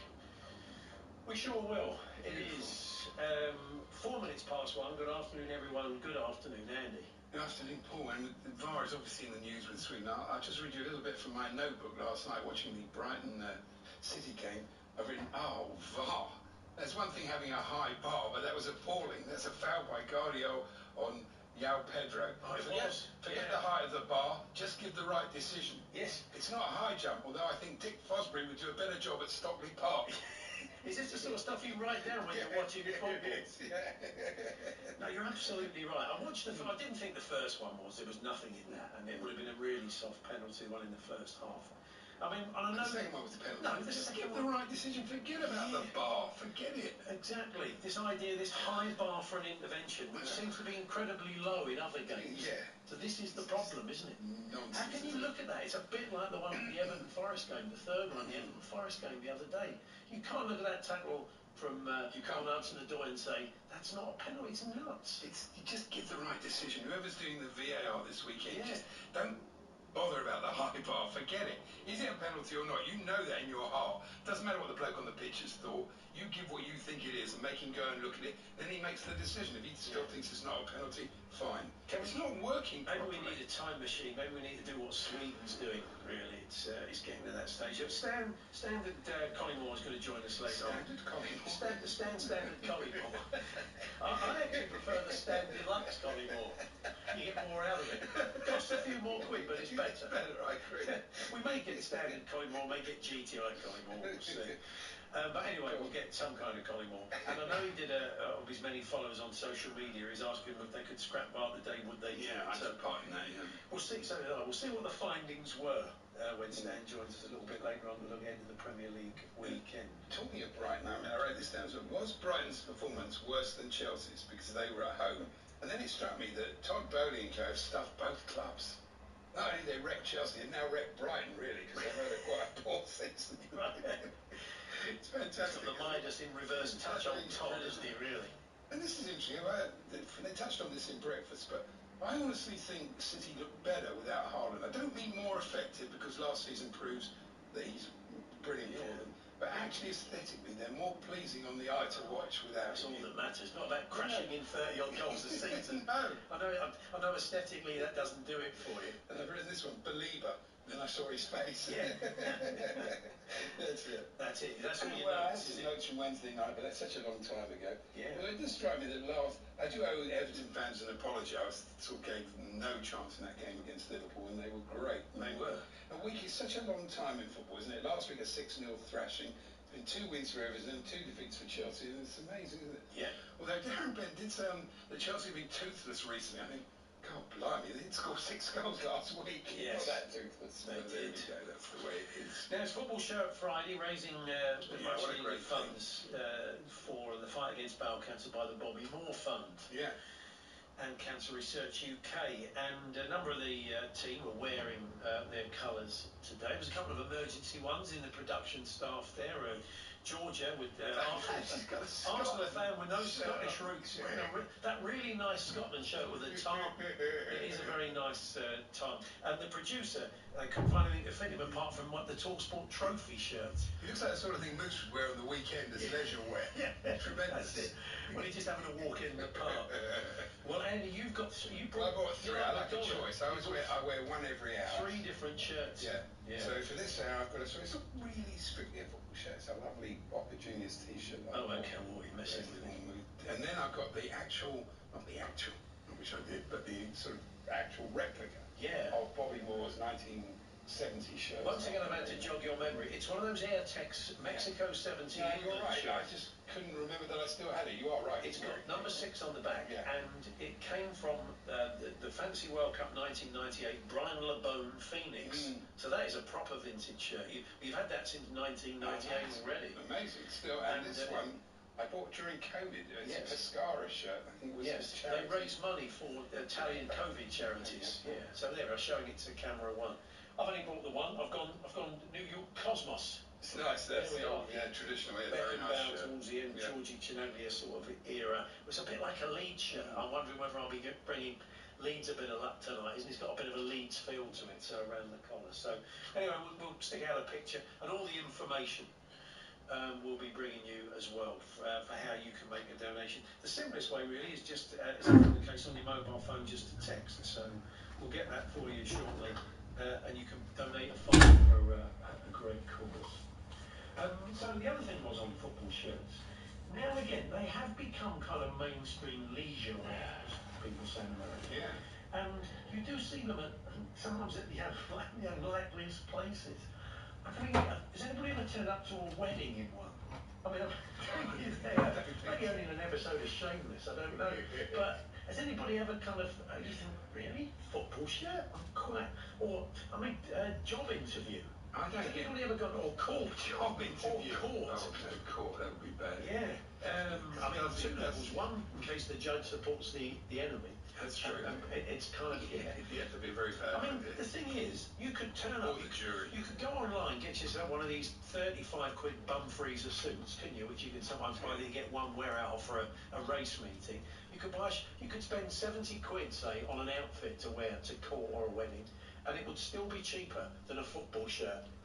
It's true. But nothing's as bad as these. I don't get this like Balenciaga football shirt. They're very much all the rage at the moment, aren't they? What a price. I mean, you're not forced to buy, it's up to you, but £1,050 for this sort of quite terrible, ill-fitting football shirt. I don't get it. I don't get the look. Some of the unlikely places where you saw someone modelling a football shirt, wearing a football shirt, and Andy thinks that Football Shirt Friday is brilliant. I came up with one for builders today, didn't I? Yeah, you did. It's Dagon and Smile Friday, Bum Crack Friday. Raising money for the Builders Benevolent Fund. You've all got to walk about. By giving us your little Dagon and Smile, making sure those jeans are sitting just a touch lower than they Not too low, obviously. There comes a point. Yeah. But if you want to bring another great Friday event, we'll take those as well. Dress shirt Friday. We thought Untuck It shirt Friday. But I've got a hair shirt Friday as well. Yeah, you need one of those. So anyway, talksport.com, text 1889, tweet TSH and J 03717223344 if you would like to get in touch this afternoon. The gaffers have been speaking. Head of I thought you meant our wives. Oh no, yeah. Well, they've been phoning each other up. So what are we going to do about them? But no, the managers have been speaking. And you're probably aware, we mentioned it yesterday, myself and Charlie, that Matt Ritchie, he's made all the papers today. Matt Ritchie got his heavy goods vehicle licence yesterday. And Eddie Howe's been talking about, so we'll bring you that a little bit later on, some of the interesting stuff that the managers have said ahead of the weekend's football. Joachim Andersen of Crystal Palace apparently was in GQ. Did you see that today? Yeah, the form team of the league. Yeah, he said a lot of the Palace players, maybe it's because of this, they've got a WhatsApp group where they discuss their love of coffee. Think about that. He said it's massive. He said we have some real connoisseurs at the club. Our WhatsApp group's called Coffee Talk, and we talk about everything: beans, machines, where to get the best coffee at away games. Well, you know, it's a fascinating subject. It's all part of the bonding, so maybe it's... And they can afford that one I was telling you about the other day, the £265 cup of coffee. I wonder if they've had one. Maybe we should get a call into... If I earned sort of 100 grand a week, I probably would go and try £265 coffee. At what point are you going to spend 265 quid on a cup of coffee? Well, the point that I'm earning 100 grand a week, it's never going to happen. You just can't answer that then, can you? So anyway, we'll look at the circumstances in which Sweden decided to ditch... Take away the plastic cup. Yeah, that's right. Can we have a name on it? Oh, how many people are buying them today then? Can't there secure 30 people waiting for them? Or what about that if you didn't put a name on it and some bloke's just ordered like an espresso for £1.90 or whatever, and he walks off with your 234 quid coffee? They wouldn't have, would it? So yeah, unlikely places where a football shirt has been worn, maybe raised a bit of a Carlo Ancelotti eyebrow when you saw someone rock up in it. Well, we are talking Sweden ditching VAR. They've decided they don't want it. They don't want it. Well, it's a good idea in one sense, but of course you know exactly what's going to happen. Gothenburg or somebody will lose the league by a terrible decision, and they'll sue the Swedish FA for getting rid of VAR. Now it's all about fan power, the one thing we haven't got in this country. We'll tell you more about that very shortly. We hope to chat to a Vinyl fan. They're playing this evening, and they're coming to terms with losing their manager, Arne Slot, who openly talked about wanting to go at Liverpool yesterday. Caden Murley's popping in, Harlequins wing. They take on Northampton at Twickenham, and they walk from the Stoop to Twickenham. That's the tradition. It's not very far. I know it isn't, but I mean, the still, the Liverpool players don't walk across Stanley Park before they play Everton. So admit it's a bit different. You don't have to be quite so awkward. So it's not that far. So anyway, that's coming up. Is it sponsored? It's not sponsored. They can get a sponsor. Maybe they could do some bum crack Saturday. Anyway, that's all coming up. We're here with our good friends at Tool Station, celebrating over 100 years of DeWalt with great deals across the range. Hawksby and Jacobs on TalkSport with Tool Station. Conquer the entire job faster and easier with click and collect to over 550 stores nationwide for a job done right. TK Maxx are here to shake up your summer plans with headline-making, crowd-pleasing festival tickets exclusive to treasure customers. You and 3 friends could be on your way to TK Maxx Presents Scarborough Open Air Theatre. Join our Treasure Rewards programme. Shop with your treasure card at TK Maxx, HomeSense or tkmaxx.com and you could be a winner. There's no summer like a TK Maxx summer. T's and C's at tkmaxx.com/festival terms. Bet UK have got some mad offers. Like what? Free bets? Yeah, man. £30 in free bets when you bet £10. You joking? Really? Yeah. And even with a free bet, I still wouldn't back your team. Oh, whatever, mate. Whatever you think. Visit betuk.com or download the app to get your £30 in free bets. Bet UK. It's where the UK bets. New customers only, £10 minimum bet. Minimum odds and T&Cs apply. 18 plus, please gamble responsibly. So many small cars to choose from. This one looks like that one, which looks like... Oh, the new Suzuki Swift. This is the one. Yep, standard reaction to the new Suzuki Swift, which comes with serious style, a choice of cool colours, and loads of tech as standard. Oh, available with 0% APR for 2 years. Want to be one of the first behind the wheel? Search Suzuki Swift to book your test drive and get set to feel good different. Participating dealers only. Suzuki Financial Services Limited. T's and C's apply. See cars.suzuki.co/offers. Get that Euro Million steal with Friday's £130 million jackpot. Plus, 10 UK winners are guaranteed to be millionaires. That's 10 more reasons to dance. 10 more robots. 10 more limbos. 10 more salsas. Friday's Euro Millions jackpot is £130 million. And 10 UK winners are guaranteed to be millionaires. Euro Millions from the National Lottery. Play on app. Estimated jackpot. Account terms, rules and procedures apply. Players must be 18 or over. Some people's paint jobs are bish bash botched, but Toolstation customers don't sell for less. With Crown Trade paints, you roll over the rest. Your standards never slip or trip. Coat of paint isn't just decoration. Every brush stroke's a strategy. Every finish finesse. You've got it covered. Expertly covered with Crown Trade. Now 15% off when you shop in store, online, or on the app. Toolstation for a job done right. Get the business. Kick off your Sunday morning with a weekend sports breakfast on TalkSport with goals. The free football pull-out with the Sun.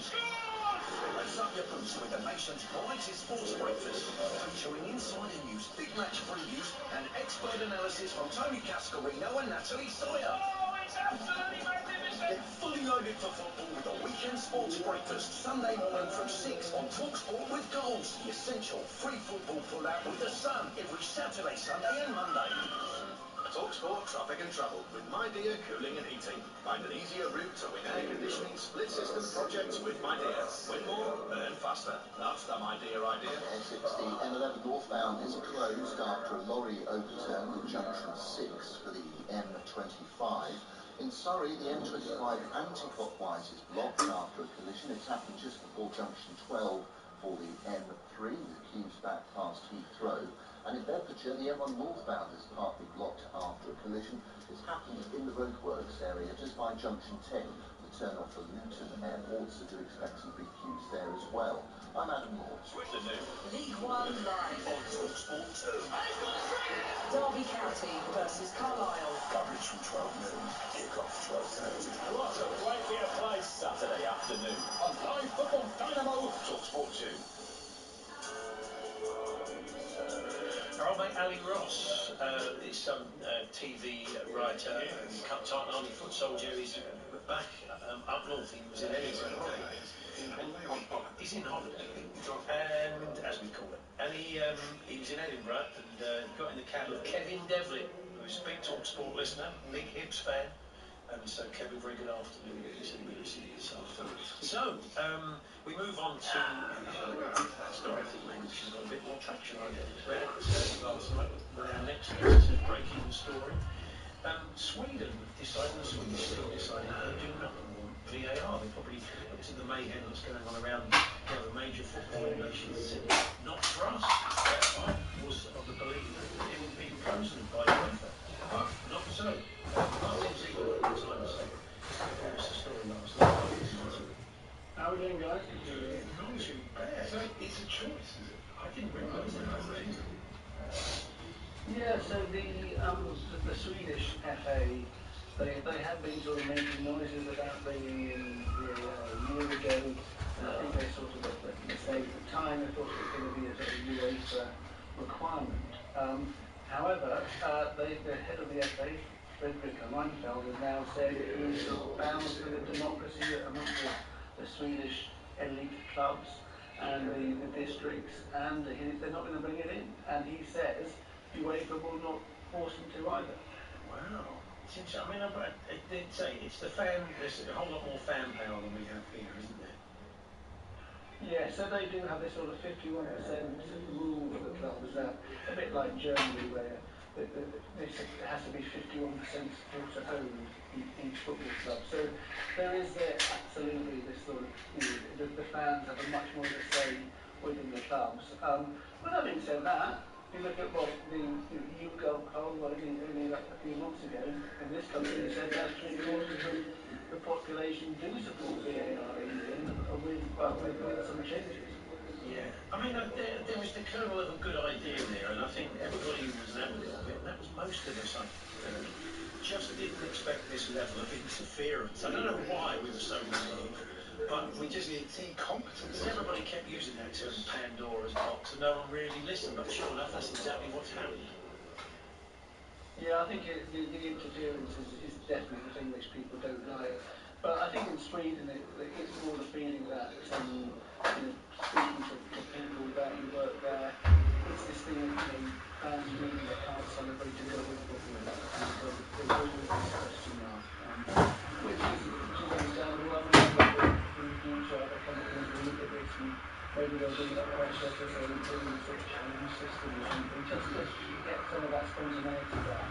Whichever Sinplus is the ruination of games, you worth the extra few percent of decisions they get right. Because they were getting quite a lot of decisions right before. Yeah, no, it's only over 90%, I think, now.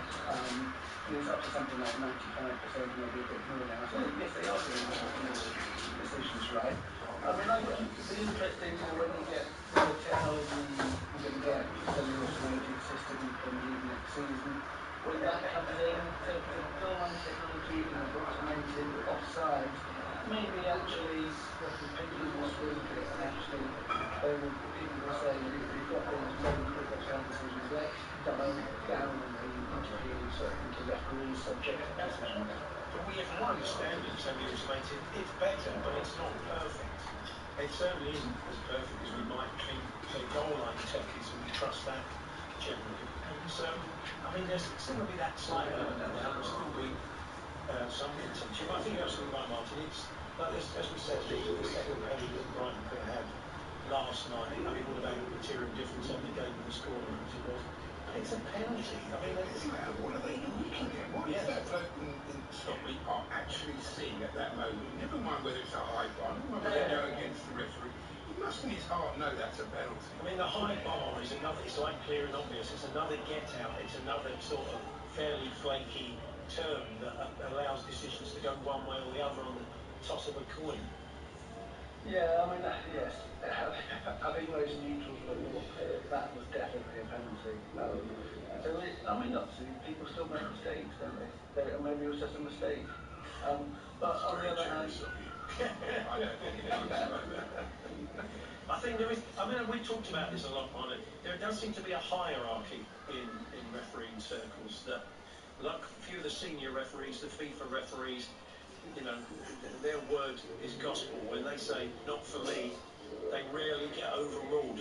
You flip that, and those guys, Ivor, Anthony Taylor, when they're in VAR, it's a different story, and it shouldn't be like that.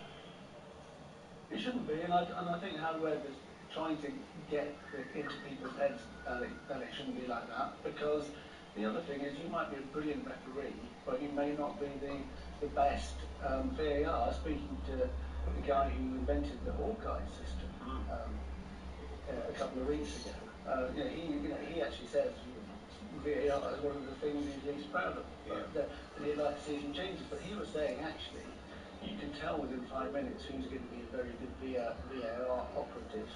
You can look at multiple screens, make a decision incredibly quickly, and they may not be the best referees. They may be sort of the lower league referees, never had top, Premier League experience, but much better at doing that sort of thing. Off the back of what Sweden have done finally, Martin, I wonder if other countries may think, well, look, there is no situation where UEFA could make us have it. I mean, they're spending all this money on it, but countries might unilaterally decide to do away with it. Well, I mean, I wonder. It'll be interesting to see what happens now. Sweden has made this statement. I would imagine somewhere like Germany might be again, where there's big fan power, might be a place where they may try and sort of reverse some of the things that have been brought in. But having said that, Germany's one of the first to adopt it, so it's not straightforward about what's going to happen at all. It's so notable though in the women's game where they haven't got it. All the countries haven't got a VAR. We've got a VAR. Yeah, and even in the Championship where a team gets stolen off the coaches saying, why haven't we got VAR? It's just, I mean, anyway. Martin, thanks for that. Talk to you. Thanks, guys. Martin Ziegler there from the Times on the news that Sweden has decided this week not to have VAR in their games. We did ask you earlier on about, because it's Football Shirt Friday, raising funds for the Bobby More Fun Cancer Research for Bowel Cancer, and we wondered about some of the unlikeliest places maybe you have worn or seen worn a football shirt, because they said they are a leisure item, but there are certain places you think, really? Football shirt? 1973, I went for an interview for a job as a painter and decorator, says John in Stockport. It was before a game at Manchester City. I remember United shirt on, and I had 2 scarves tied around my waist. I got the job. That was high risk though, John, wasn't it? I mean, had the person doing the interview been a City fan, you probably wouldn't have got the job, would be my guess. But you probably knew you were on safe ground. Producer dug this up. Billy Richardson went Hart McKinn 2 weeks ago wearing a Newcastle shirt. Okay, well I suppose they decided as a couple to have a football-themed wedding. Yeah. I'm talking about a guest. Yeah. Imagine that somebody said, wearing your... I think it's worse for a few. Wearing your Derby County shirt? Well, it's only the evening. That was my thing. If I'd been here all day, I would have worn a suit, but just for the evening I thought I could wear my Derby County shirt. I was a police officer in Rochdale around 2009. I was in court with a lad who had a Rochdale 2007 centenary shirt as the lining of his suit. That's quite nice. The magistrate was impressed, but not impressed enough to let him off. Here's Richard, the Derby fan. Thank you very much, Richard, for that. Keep those coming then on Football Shirt Friday. Some of those places you thought, really? Football shirt? Talksport.com, text 8 to 89 to TSH. One of the listeners says, surely, Andy, we should read what football shirt you're wearing for your dinner tonight. We're not doing that again. Andy has got a choice of shirts. He'll be modelling those. We'll stick some pictures up and tell you how you can make a donation this afternoon. Kate Murley's popping in to see us of Harley Quinns. They play at Twickenham tomorrow against Northampton. And they've got a big game in Europe, of course, coming up very soon as well. So I'll have a chat with him. But I'm going to talk to a final fan in a few moments' time. How are they feeling in it? I think they're in action tonight. Their manager has openly said he wants to go. Does he go with their blessing? Or are they bitter? We'll find out a bit more about the man. That's coming up very shortly. Hawksby and Jacobs on TalkSport with Toolstation. Conquer the entire job faster and easier with click and collect to over 550 stores nationwide for a job done right. Hawksby and Jacobs on TalkSport with Toolstation. Get everything you need to conquer the whole job with free delivery 7 days a week on orders over £25 for a job done right. Welcome to Free to Red Online Casino! Incredible! Play over 500 games, including exclusive slots, the queue, tipping point, and I'm a celebrity get me out of here! Join Free to Red and get a bang tiny welcome bonus up to 150 quid. 150 quid? That's incredible! Visit freetored.com to claim. 18 plus BGambleAware.com. New accounts only. Minimum £10 deposit. Up to 50 times wagering. Max stakes apply. Visit freetored.com for full terms. That's not simple. That's not simple. Now that's simple. Hastings Direct Car Insurance is simple. Because when life is this complicated, finding a great deal shouldn't be. Great cover, great price, and a great app makes us one of the UK's top choices when comparing car insurance online. Hastings Direct. Simplicity is the best policy. For verification, see hastingsdirect.com/verify. 90 seconds and you're done. Yes, just 90 seconds. That's how long it takes to shave your head with the Pitbull from Skull Shaver. Shave your head, face or body, wet or dry. You're only seconds away from a super smooth shave. That's the power of Pitbull. Skull Shaver products have over 100,000 five-star reviews worldwide and 30 days money-back guarantee. 90 seconds and you're done. Try the Pitbull from skullshaver.co.uk. Skull Shaver, the time saver. Get that Euro Millions fee with Friday's £130 million jackpot. Plus, 10 UK winners are guaranteed to be millionaires. That's 10 more reasons to dance. 10 more robots. 10 more Limburgs. 10 more salsas. Friday's Euro Millions jackpot is £130 million. And 10 UK winners are guaranteed to be millionaires.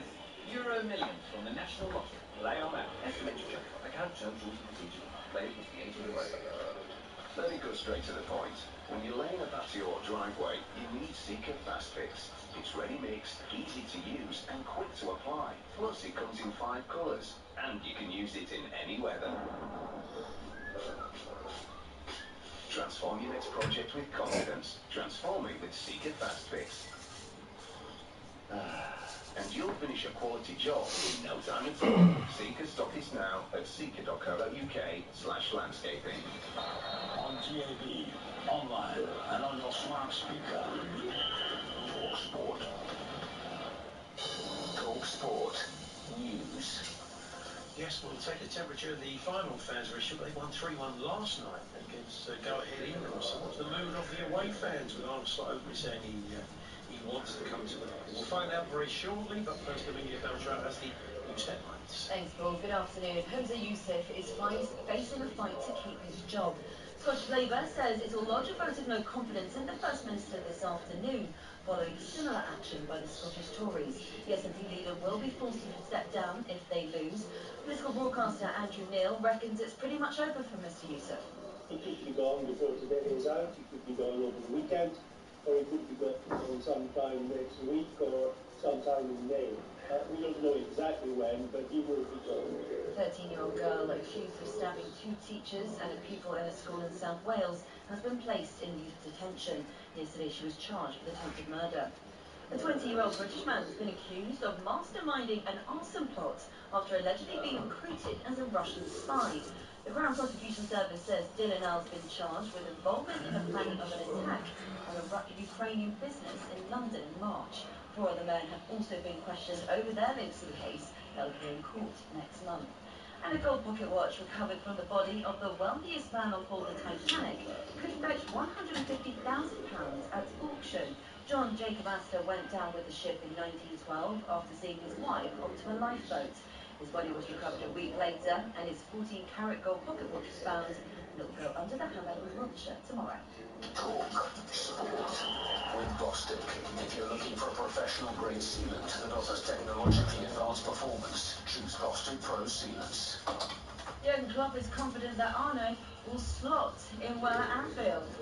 And grunge talks are taking place at Red Bull as they try to hold on to their chief designer. More with Bullet 2. Presenting Talk Sports, Masters of On Air, the breakfast show that wins it every morning. Starring Wing Commander Flaps McCoist, Navigator Jeff Scramble Kelly, Big Gunner Gabby Ag Van Lahore, Wireless Operator Alan Bone Dome Brazil. It's 6 Beer Squadron. And Tail End Charlie Ray Party Parlor. Oh, yeah. The Superstar Super Fortress Breakfast chops away. Monday morning from 6 o'clock on Talk Sport.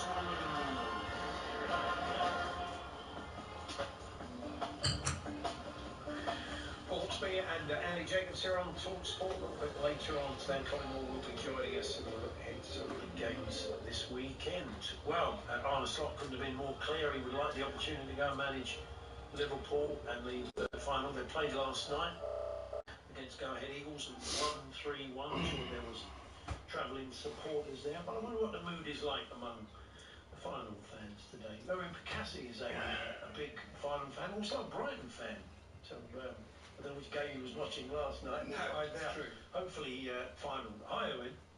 Hello, how are you? Good, thank you. So yeah, we just wanted to kind of find out how the fans of the club he's leaving are feeling. I think Liverpool fans are generally quite optimistic, looking at the job he's done in Holland. But I mean, how are you all feeling about it? Well, if he's leaving, we'll be very sad. I mean, he's brought a lot of professionalism to the club. Not alone, he did it with his whole staff. But the way he plays football, always building up the game from behind, try to avoid the long ball, and combine your way to the goal of the opponent and score the goals. That was pretty new for us, and we've been very successful with it. And he really brought a culture change within Feyenoord, and I think Liverpool is already in that culture because of the Jurgen Klopp. And Arne is one of the best people I would reckon to succeed in.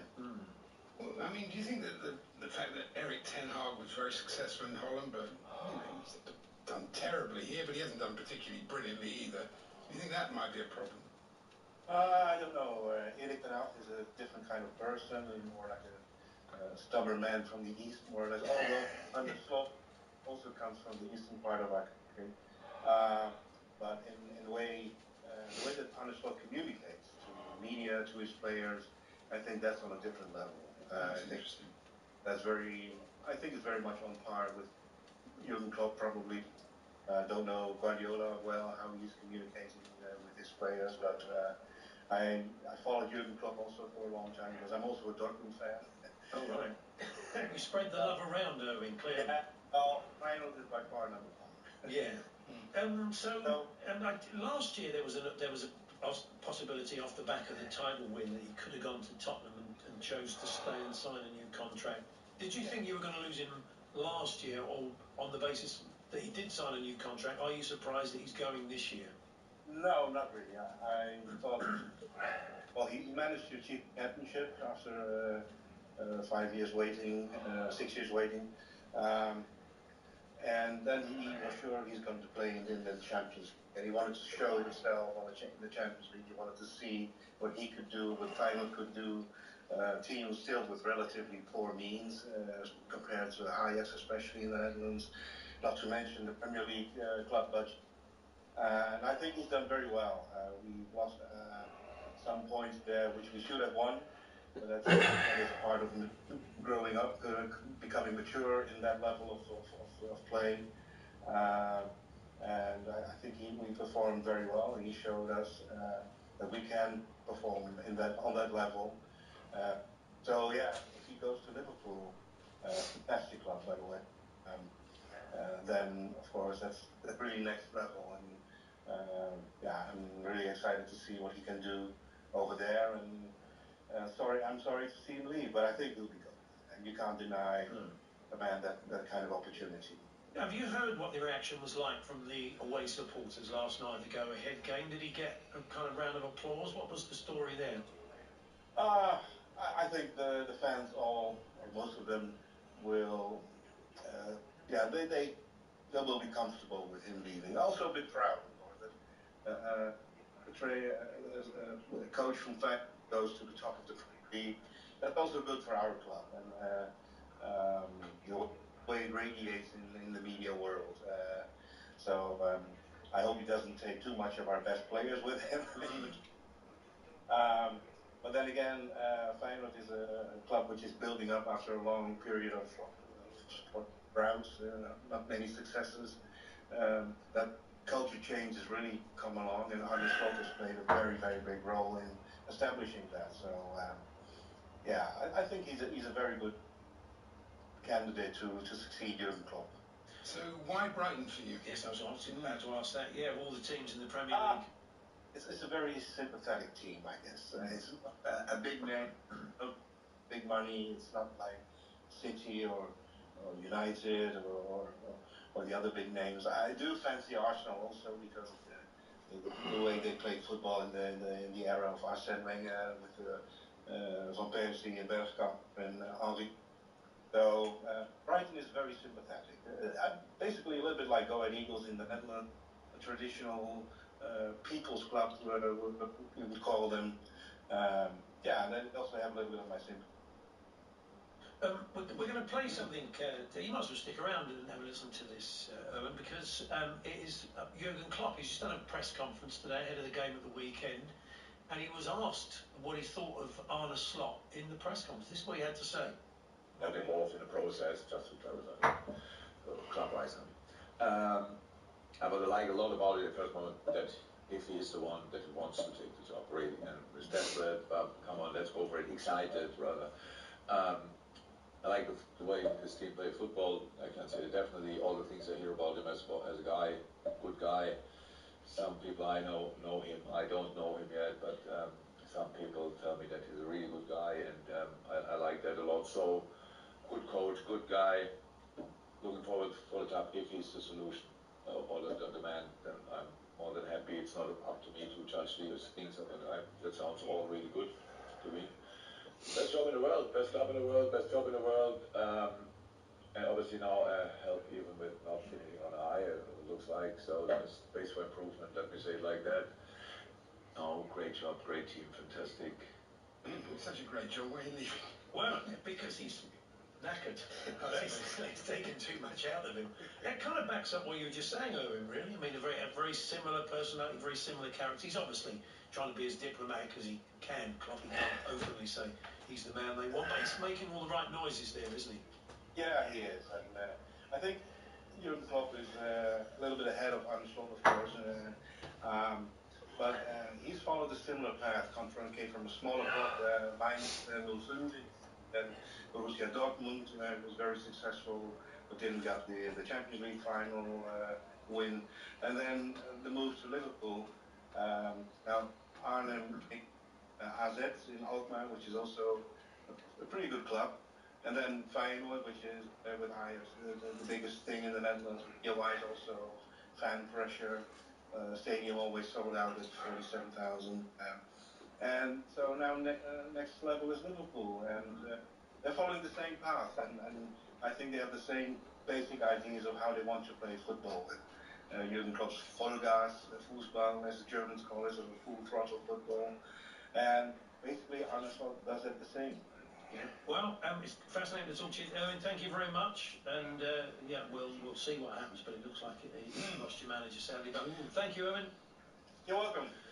Owen Percassi there, who's a final fan. I love the name Go Ahead Eagles. Chelsea's changing it to Go Behind Eagles. That's it. Might as well do that. Go for it. Yes. So we'll be hearing from some of the other managers who've been chatting to the press today a little bit later on in the show. And Andy, it was Football Shirt Friday, of course. Andy's looking for some other special days. What about this one? I think it's a bit of a chance. A Stu up a ladder waiting for a plumber who might come on Tuesday. There we are. It's obviously quite bitter. What about this one? Special days. Day off Monday, half day Tuesday, half day Wednesday, half day Thursday. Day off Friday in benefit of plumbers. He's obviously waiting for this plumber. It's really annoying him. If you're supposed to be helping Stu out, he's up a ladder and he's waiting for you. Currently in your van. Maybe being driven by Matt Ritchie in the big lorry. I don't know. Could be possible. So to get in touch, some of the unlikely places where a football shirt is featured.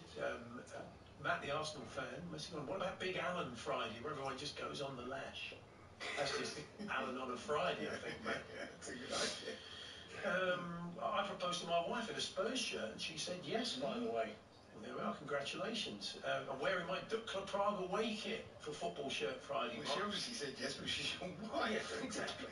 Well, you're in a really pedantic mood today, and you're deconstructing everything, aren't you? I've heard the news about the injuries. Oh, okay, fair enough. Another 12 players. I was thinking, who's running our medical department? Dr. Dre. Absolutely hopeless, isn't it? Not a qualified doctor.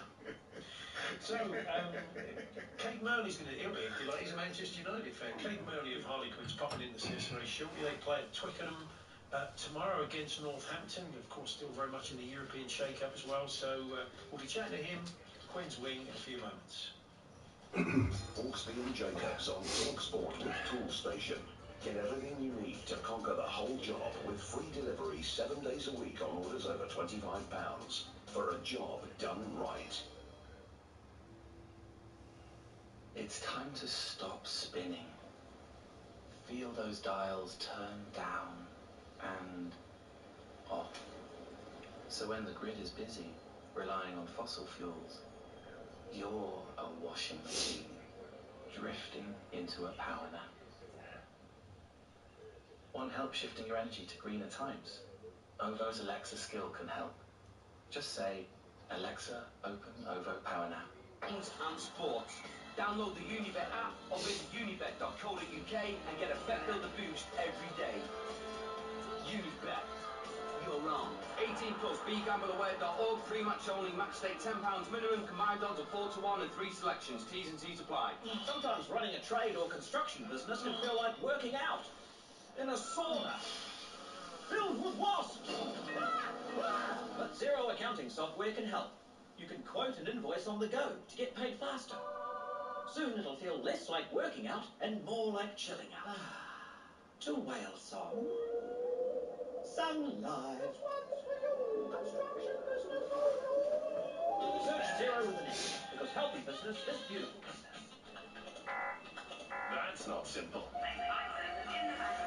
That's not simple. Now that's simple. Hastings Direct car insurance is simple. Because when life is this complicated, finding a great deal shouldn't be. Great cover, great price, and a great app makes us one of the UK's top choices when comparing car insurance online. Hastings Direct. Simplicity is the best policy. For verification, see hastingsdirect.com/verify. In sport, what's just as important as the goals, the glory, the roar of the crowd? Yes, it's the half-time break. Time for a breather, a reset, to keep everything on track. In sports betting, Betfair's safer gambling tools help you do that too. Like timeouts, so you take that all-important half-time break. Or deposit limits, to help you keep count. Manage your play at safergambling.betfair.com. Simple ways to stay on top of your game with Betfair. 18+ begambleaware.org. The Premier League is bigger and better than ever.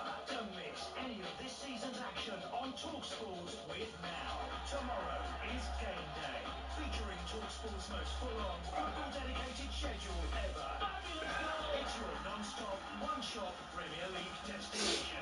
Game day on TalkSport with Now. Stream all the Sky Sports action like Everton versus Brentford live tomorrow, contract-free with a Now Sports membership. Search Now Sports 18+ through their internet terminal. TalkSport Traffic and Travel with My Dear Cooling and Heating. Find an easier route to win heat pump chiller projects with My Dear. Win more, earn faster. That's the My Dear idea. From Bedfordshire, the M1 northbound has been closed after a collision just by junction 10 for Luton Airport. In Essex, the M11 is shut northbound after a lorry overturned at junction 6 for the M25. And you can't get on to the M11 from the M25 anti-clockwise after that collision. In Bristol, the M5 is queuing southbound. That's partly blocked by a broken down vehicle near junction 15 for the M4. I'm Adam Moore. Tomorrow. Exclusive kick-by-kick commentary of Aston Villa versus Chelsea. Coverage from 7:30. Kick-off 8 p.m. on TalkSport. Talking Tough on TalkSport with the Gallagher Premiership Rugby Final 2024.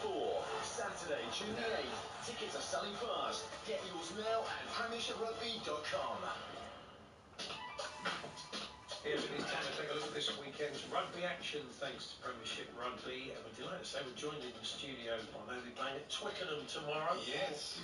Harlequins against Northampton. Kane May, the wing, joins us. Good afternoon, Kane. Good to see you. Good afternoon. Good to be here, guys. Thank you very much. Yeah, so This game is at 60,000 expected, so... Yeah, exciting. We love these games. Yeah, obviously just over the road for us, which is nice. And yeah, 60,000 against the top of the table. So yeah, we're massively excited for it. There's a tradition, isn't there, when you play at Twickenham as Queen's Place. Tell us what you do. Yeah, so we go over to the Stoop. We all arrive at the Stoop, which is just across the road, and then we all get together as a squad, all the staff, and we all walk over. We'll walk over the bridge over to Twickenham, and all the fans kind of cheer us along. Like a guard of honour, is it? Yeah, literally, yeah, and you see thousands and thousands of people there, and it just gets those emotions bubbling, gets you excited for what's ahead. It's a bit like the hacker, but a walk. Yeah, it's a great idea, though, isn't it? I mean, do you know where the tradition comes from? I mean, it's probably ancient, is it? Yeah, I think they've done it for every big game. I mean, we've got Danny Kerr, who's actually played in every big game since they started. So I think since the start they've been doing that. Yeah. It's doing pretty well. I mean, a win tomorrow, where would that take you to top 4? Yeah, so we're in 5th at the moment. Yeah. I think that would take us into the top 4 depending on other results. So yeah, we're hopeful. Yeah, I mean, but as you said, they are flying. They're a good side, aren't they? It's going to be a tough game. Yeah, they're the 4th team in the Prem at the moment. I think they've got a great group of youngsters who are playing some brilliant rugby, and we know whenever we play them, it seems to be a high score line. I think last time was 36-33, and we played them before where it's both teams up in the 40s. Everyone always says defence is optional when these two teams play, so it'll be an exciting game. Yeah. You mentioned Danny Kerr there, and scrum half, of course. There's a piece in the paper about rugby players' earnings. Yeah. It turns out that scrum halves are the lowest paid generally. I'm sure that's not Danny. I'm sure. No. I think he might be an outlier. It's quite odd. Would there be a reason for that? I can't think of it. No, I'm not sure, but you look across the Premiership as a whole, and I think there's a lot of young Premiership nines that come in. I think they're starting to back the English youth, and England have been known to produce some brilliant young nines. You like Alex Mitchells, your Harry Randall's coming through. So there's loads of young English talent. So I guess maybe because some of them are more academy players that progressing at the moment, maybe that's why the wage seems a bit lower. Fly halves are the best paid, apparently. Always. Yeah. Well, they're like their quarterback. Hookers are doing all right. Locks locks aren't doing too bad. Full-backs aren't doing too bad. The back row are the biggest percentage drop. Nothing about people who play on the wing here. So we'll take that as good news. I was watching, and ready for you coming in, I went on the YouTube as you always do and watched the show reel. And watching you, I was immediately thinking, maybe a great rugby league player. Was there ever something that's sort of come up? Yeah, I mean, we had Sean Long, who's obviously one of the great Britain greats, proper great in rugby league. So he came in and just picking his brains. He also thought the same. I've always looked at it, and I watch the NRL a lot. I watch a lot of league because I think their athlete and their finishing and what a lot of their traits we can bring into rugby union. Yeah. So yeah, I've always thought I'd love to give it a go, but at the moment I'm pretty happy with what I'm doing in the union. It's that low centre of gravity thing you've got. You're very hard to stop. It's a very kind way of calling me short. But it is. It makes it, when you get ahead of steam up and you're running, you're just very hard to get hold of. No, definitely. Players like that do incredibly well in rugby league. Yeah, exactly. I think having that balance and being able to beat people that way is definitely something I try to use. The great Rob Burrow, of course, was brilliant at that. You're a bit like that. People used to write you off, I understand, for being too short, you wouldn't make it. Yeah, I remember I got told by, this was under 16s, by a county coach, you're never going to make it, you're not big enough, you're not quick enough, you're not strong enough. Completely wrote me off, and it just shows that's always a good incentive there. Yeah, exactly, yeah. And it also shows don't let one person's opinion stop you trying to chase your dream and do what you want to do, because that just inspired me to want to prove him wrong and go on to better things. Yeah. You're a Manchester United fan, we understand, as well. I am, yes. Why is that? So my older cousin, I'm from Cornwall. Yeah. There's not much football in Cornwall. Okay. Like the only team nearby, you've got Plymouth nearby, but even that's a bit too far up. There's not much football going on in Cornwall.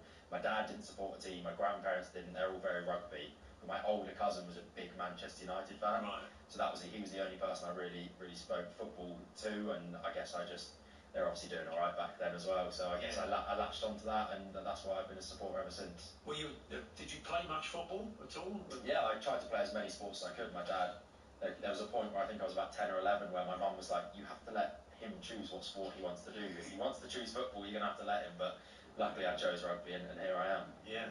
And it got a big European game next week. I was going to say you're going to lose, but you're not going to lose. But you are going to lose, aren't you? Yeah, we are.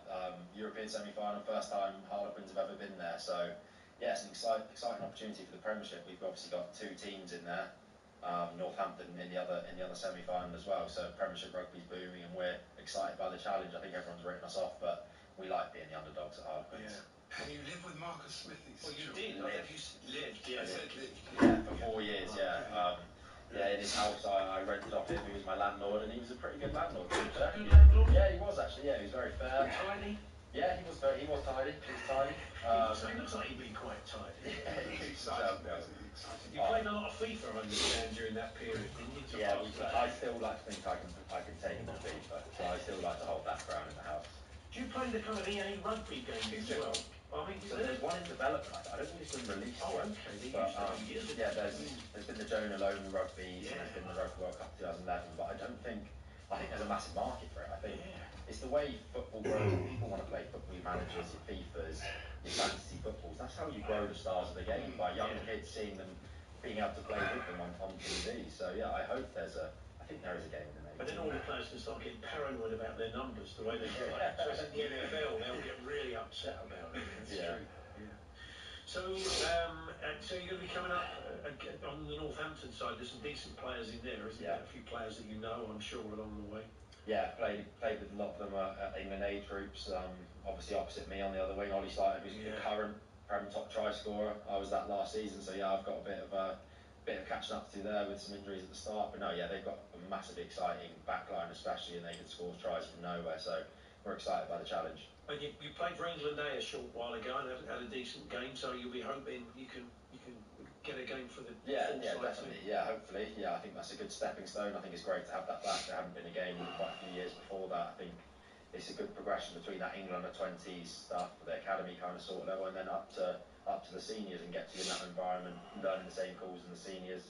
So yeah, it's a great opportunity. Your name has come up quite a few times, and people have talked about those players that could step up. So I mean, does Steve Borthwick had a chat with you at all along the way? Yeah, he's very in contact. I mean, I think he's really good at keeping the communication open. If you ever have any questions, or he'll ring you after a game just to chat through things, and chatting to the new defence coach, Felix Jones, who's come from the former world champ South Africa, picking his brain on my defence is something I've been doing in the last few weeks as well. Good stuff. So, a bit excited about tomorrow, a bit nervous? Yeah, these are the games you do get a bit nervous for. I mean, training's always a bit spikier before these games because everyone wants to get selected. So to have my name on the team sheet, yeah, settled the nerves a bit, and then yeah, we're looking forward to the challenge. Is it like football? Do you stay in a hotel overnight, or do you just turn up tomorrow? No, not to home games. We just turn up games, tomorrow. Yeah. So like Toulouse will fly over the night before, and most away games will stay the night before. But no, just to our home game, we'll just turn up. A few clubs have been moving away from that. Even for home games, a lot of clubs will get all the players together and stay in hotels in football. I mean, Postecoglou decided not to do that. The players just rather than be in their own beds the night before. Yeah, exactly. To make a bit more sense. Yeah, I think so. Yeah, something you're used to with your families. You can just relax maybe a bit more rather than thinking about the game. Yeah, I think it's always worked for us. So. Okay. Well, it can't hurt the next game. Maybe the money will go up once St Helens get on the phone. But after our little chat with it. But of course not. Of course not. Very, very happy at Harlequins. Good luck tomorrow. Hope it goes well. Thank you very much. Good to talk to you. Thanks for popping in. Thank you very much, guys. Kate Murley there from Harlequins taking on Northampton tomorrow at Twickenham. It's Paul Hawksby and Andy Jacobs here on TalkSport, and that was our look at the weekend big game, thanks to Premiership Rugby. Talking tough on TalkSport with the Gallagher Premiership Rugby Final 2024. Saturday, June the 8th. Tickets are selling fast. Get yours now at premiership.rugby.com. Hawksby and Jacobs on TalkSport with Toolstation. Join the Toolstation Club today and get 5% off everything. Toolstation, for a job done right. Hawksby and Jacobs on TalkSport with Toolstation. Join the Toolstation Club today and get 5% off everything. Toolstation, for a job done right. At BetMGM, we know how to put on a show. That's why they got me, Chris Rock, to tell you about BetMGM's golden offers. Sign up to BetMGM, bet £10, and get £40 in free bets. We're making every game an occasion. Get ready for the golden era in sports betting. BetMGM. It's showtime. New customers only. Wait. Some conditions apply. 18+. Please gamble responsibly. At Morrison's, get 1 litre spirits for just £19, like Gordon's Gin, Smirnoff Vodka, and Captain Morgan's Spiced Gold. That's more. Ooh, go on. Just a small one. Morrison's to shop at Morrison's.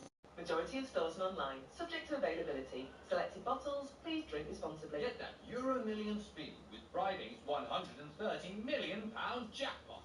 Plus, 10 UK winners are guaranteed to be millionaires. That's 10 more reasons to dance. 10 more robots. 10 more limbos. 10 more salsas. Friday's Euro Millions jackpot is £130 million. And 10 UK winners are guaranteed to be millionaires.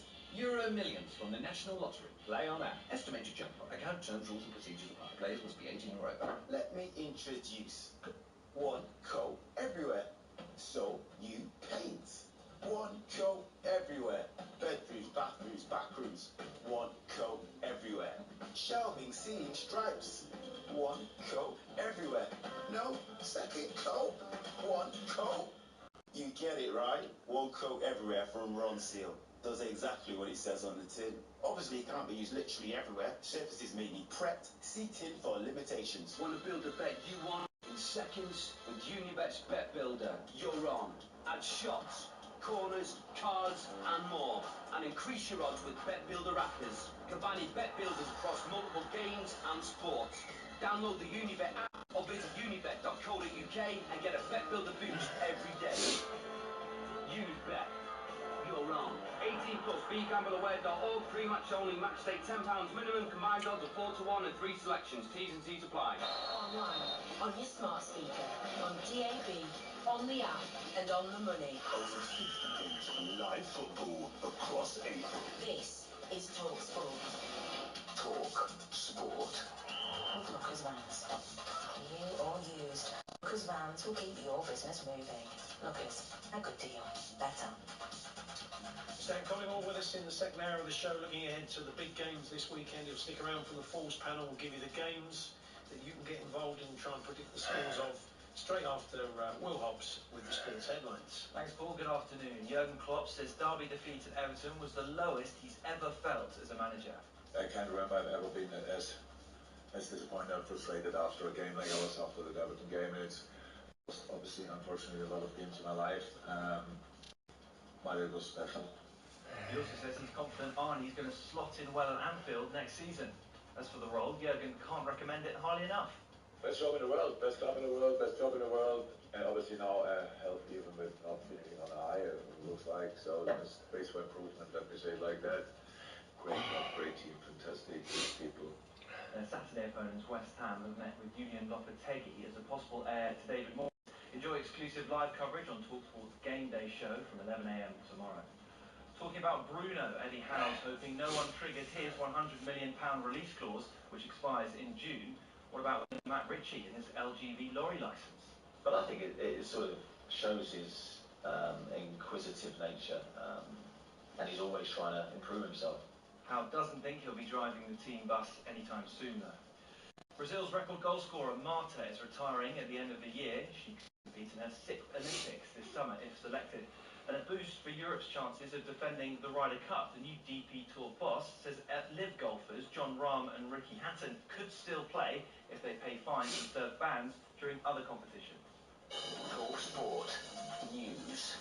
I will fight, says Scottish First Minister Humza Yousaf as he battles for political survival.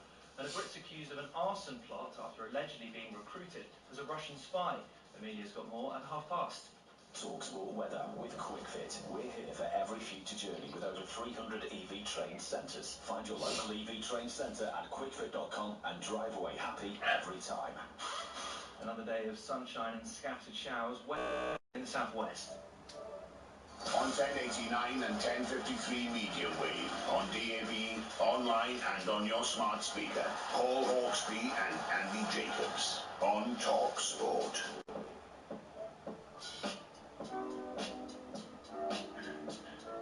Paul Hawksby and Andy Jacobs here on TalkSport. Coming up in the next hour of the show, Ian Dancer will join us. We've got a big weekend coming up in the EFL. The League One decider. We're going to find out who's going up, of course, with Pompey, etc., in what order. And Dance will be joining us to preview all of that a little bit later on, bringing Derby versus Carlisle tomorrow at 12:30. And QPR Leeds tonight, another huge game in the Championship. So Dance with us a little bit later on. Stan Collymore, the Falls Panel games, that's where we get one of the TalkSporters to join us, take us on, a commentator on, and Stan to try and guess the scores of 3 big games this weekend. West Ham Liverpool is one of them, and that's our game day match on Saturday. Kick it all off at 12:30. Newcastle versus Sheffield United, which will bring you on TalkSport 2 on Saturday afternoon. And Tottenham v Arsenal, the North London derby. They're the 3 Would like Villa v Holby City. No, we've going to predict the scores of. 03717 223344. Call us now. We'll call you back with DJ as always for around 10 minutes at 2:45. Just to have a quick chat and tell us who's going to win and why. So, Andy, anything else? Yeah, when I was talking about Erling Haaland in the start of the show, just conjecturing that we're not more effective without him, but it's all better to look at. Yes, aesthetically you were arguing. Yes, that's my own.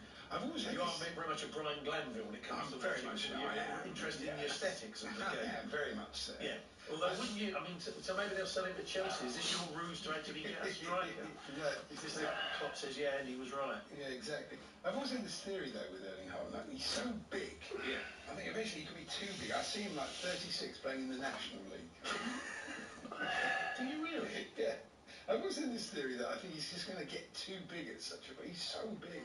But he does have a fabulous start. When you say big, you mean like he's going to get taller? Not taller, he can get taller. He's going to fill out. He doesn't need to fill out, does he? If he starts to fill out too much. You think he's going to be a big lad? Well, he's quite a big lad now. His own pub by the time he's 36. Don't see that. I think this sounds like all wishful thinking, Mr. Andy. Yeah. What can you do? We asked you a Football Shirt Friday, and we asked you earlier on some of those unlikely places where a football shirt has been worn. I mean, you expect to see him at the match. You expect to see him. Don't necessarily expect to see him at an evening do or a wedding. No. friend of mine went paintballing wearing a Millwall shirt in East London. Needless to say, he got absolutely hammered, said Richard. That's the thing, it does mark you out as a fan of a club. In an environment like that, you're asking for trouble, aren't you? So, some of those unlikely places you saw and warned, talksport.com/H&J, text to 81089, tweet to TSH&J. Quick one of those, I'm a Wickham fan. I went to a wedding back in 2011, recognised the vicar but couldn't place him. After the service, whilst photos were being taken, he takes off his robe to reveal his Wickham shirt, then jumped on his bike and set off for the match. Ready to go. Brilliant.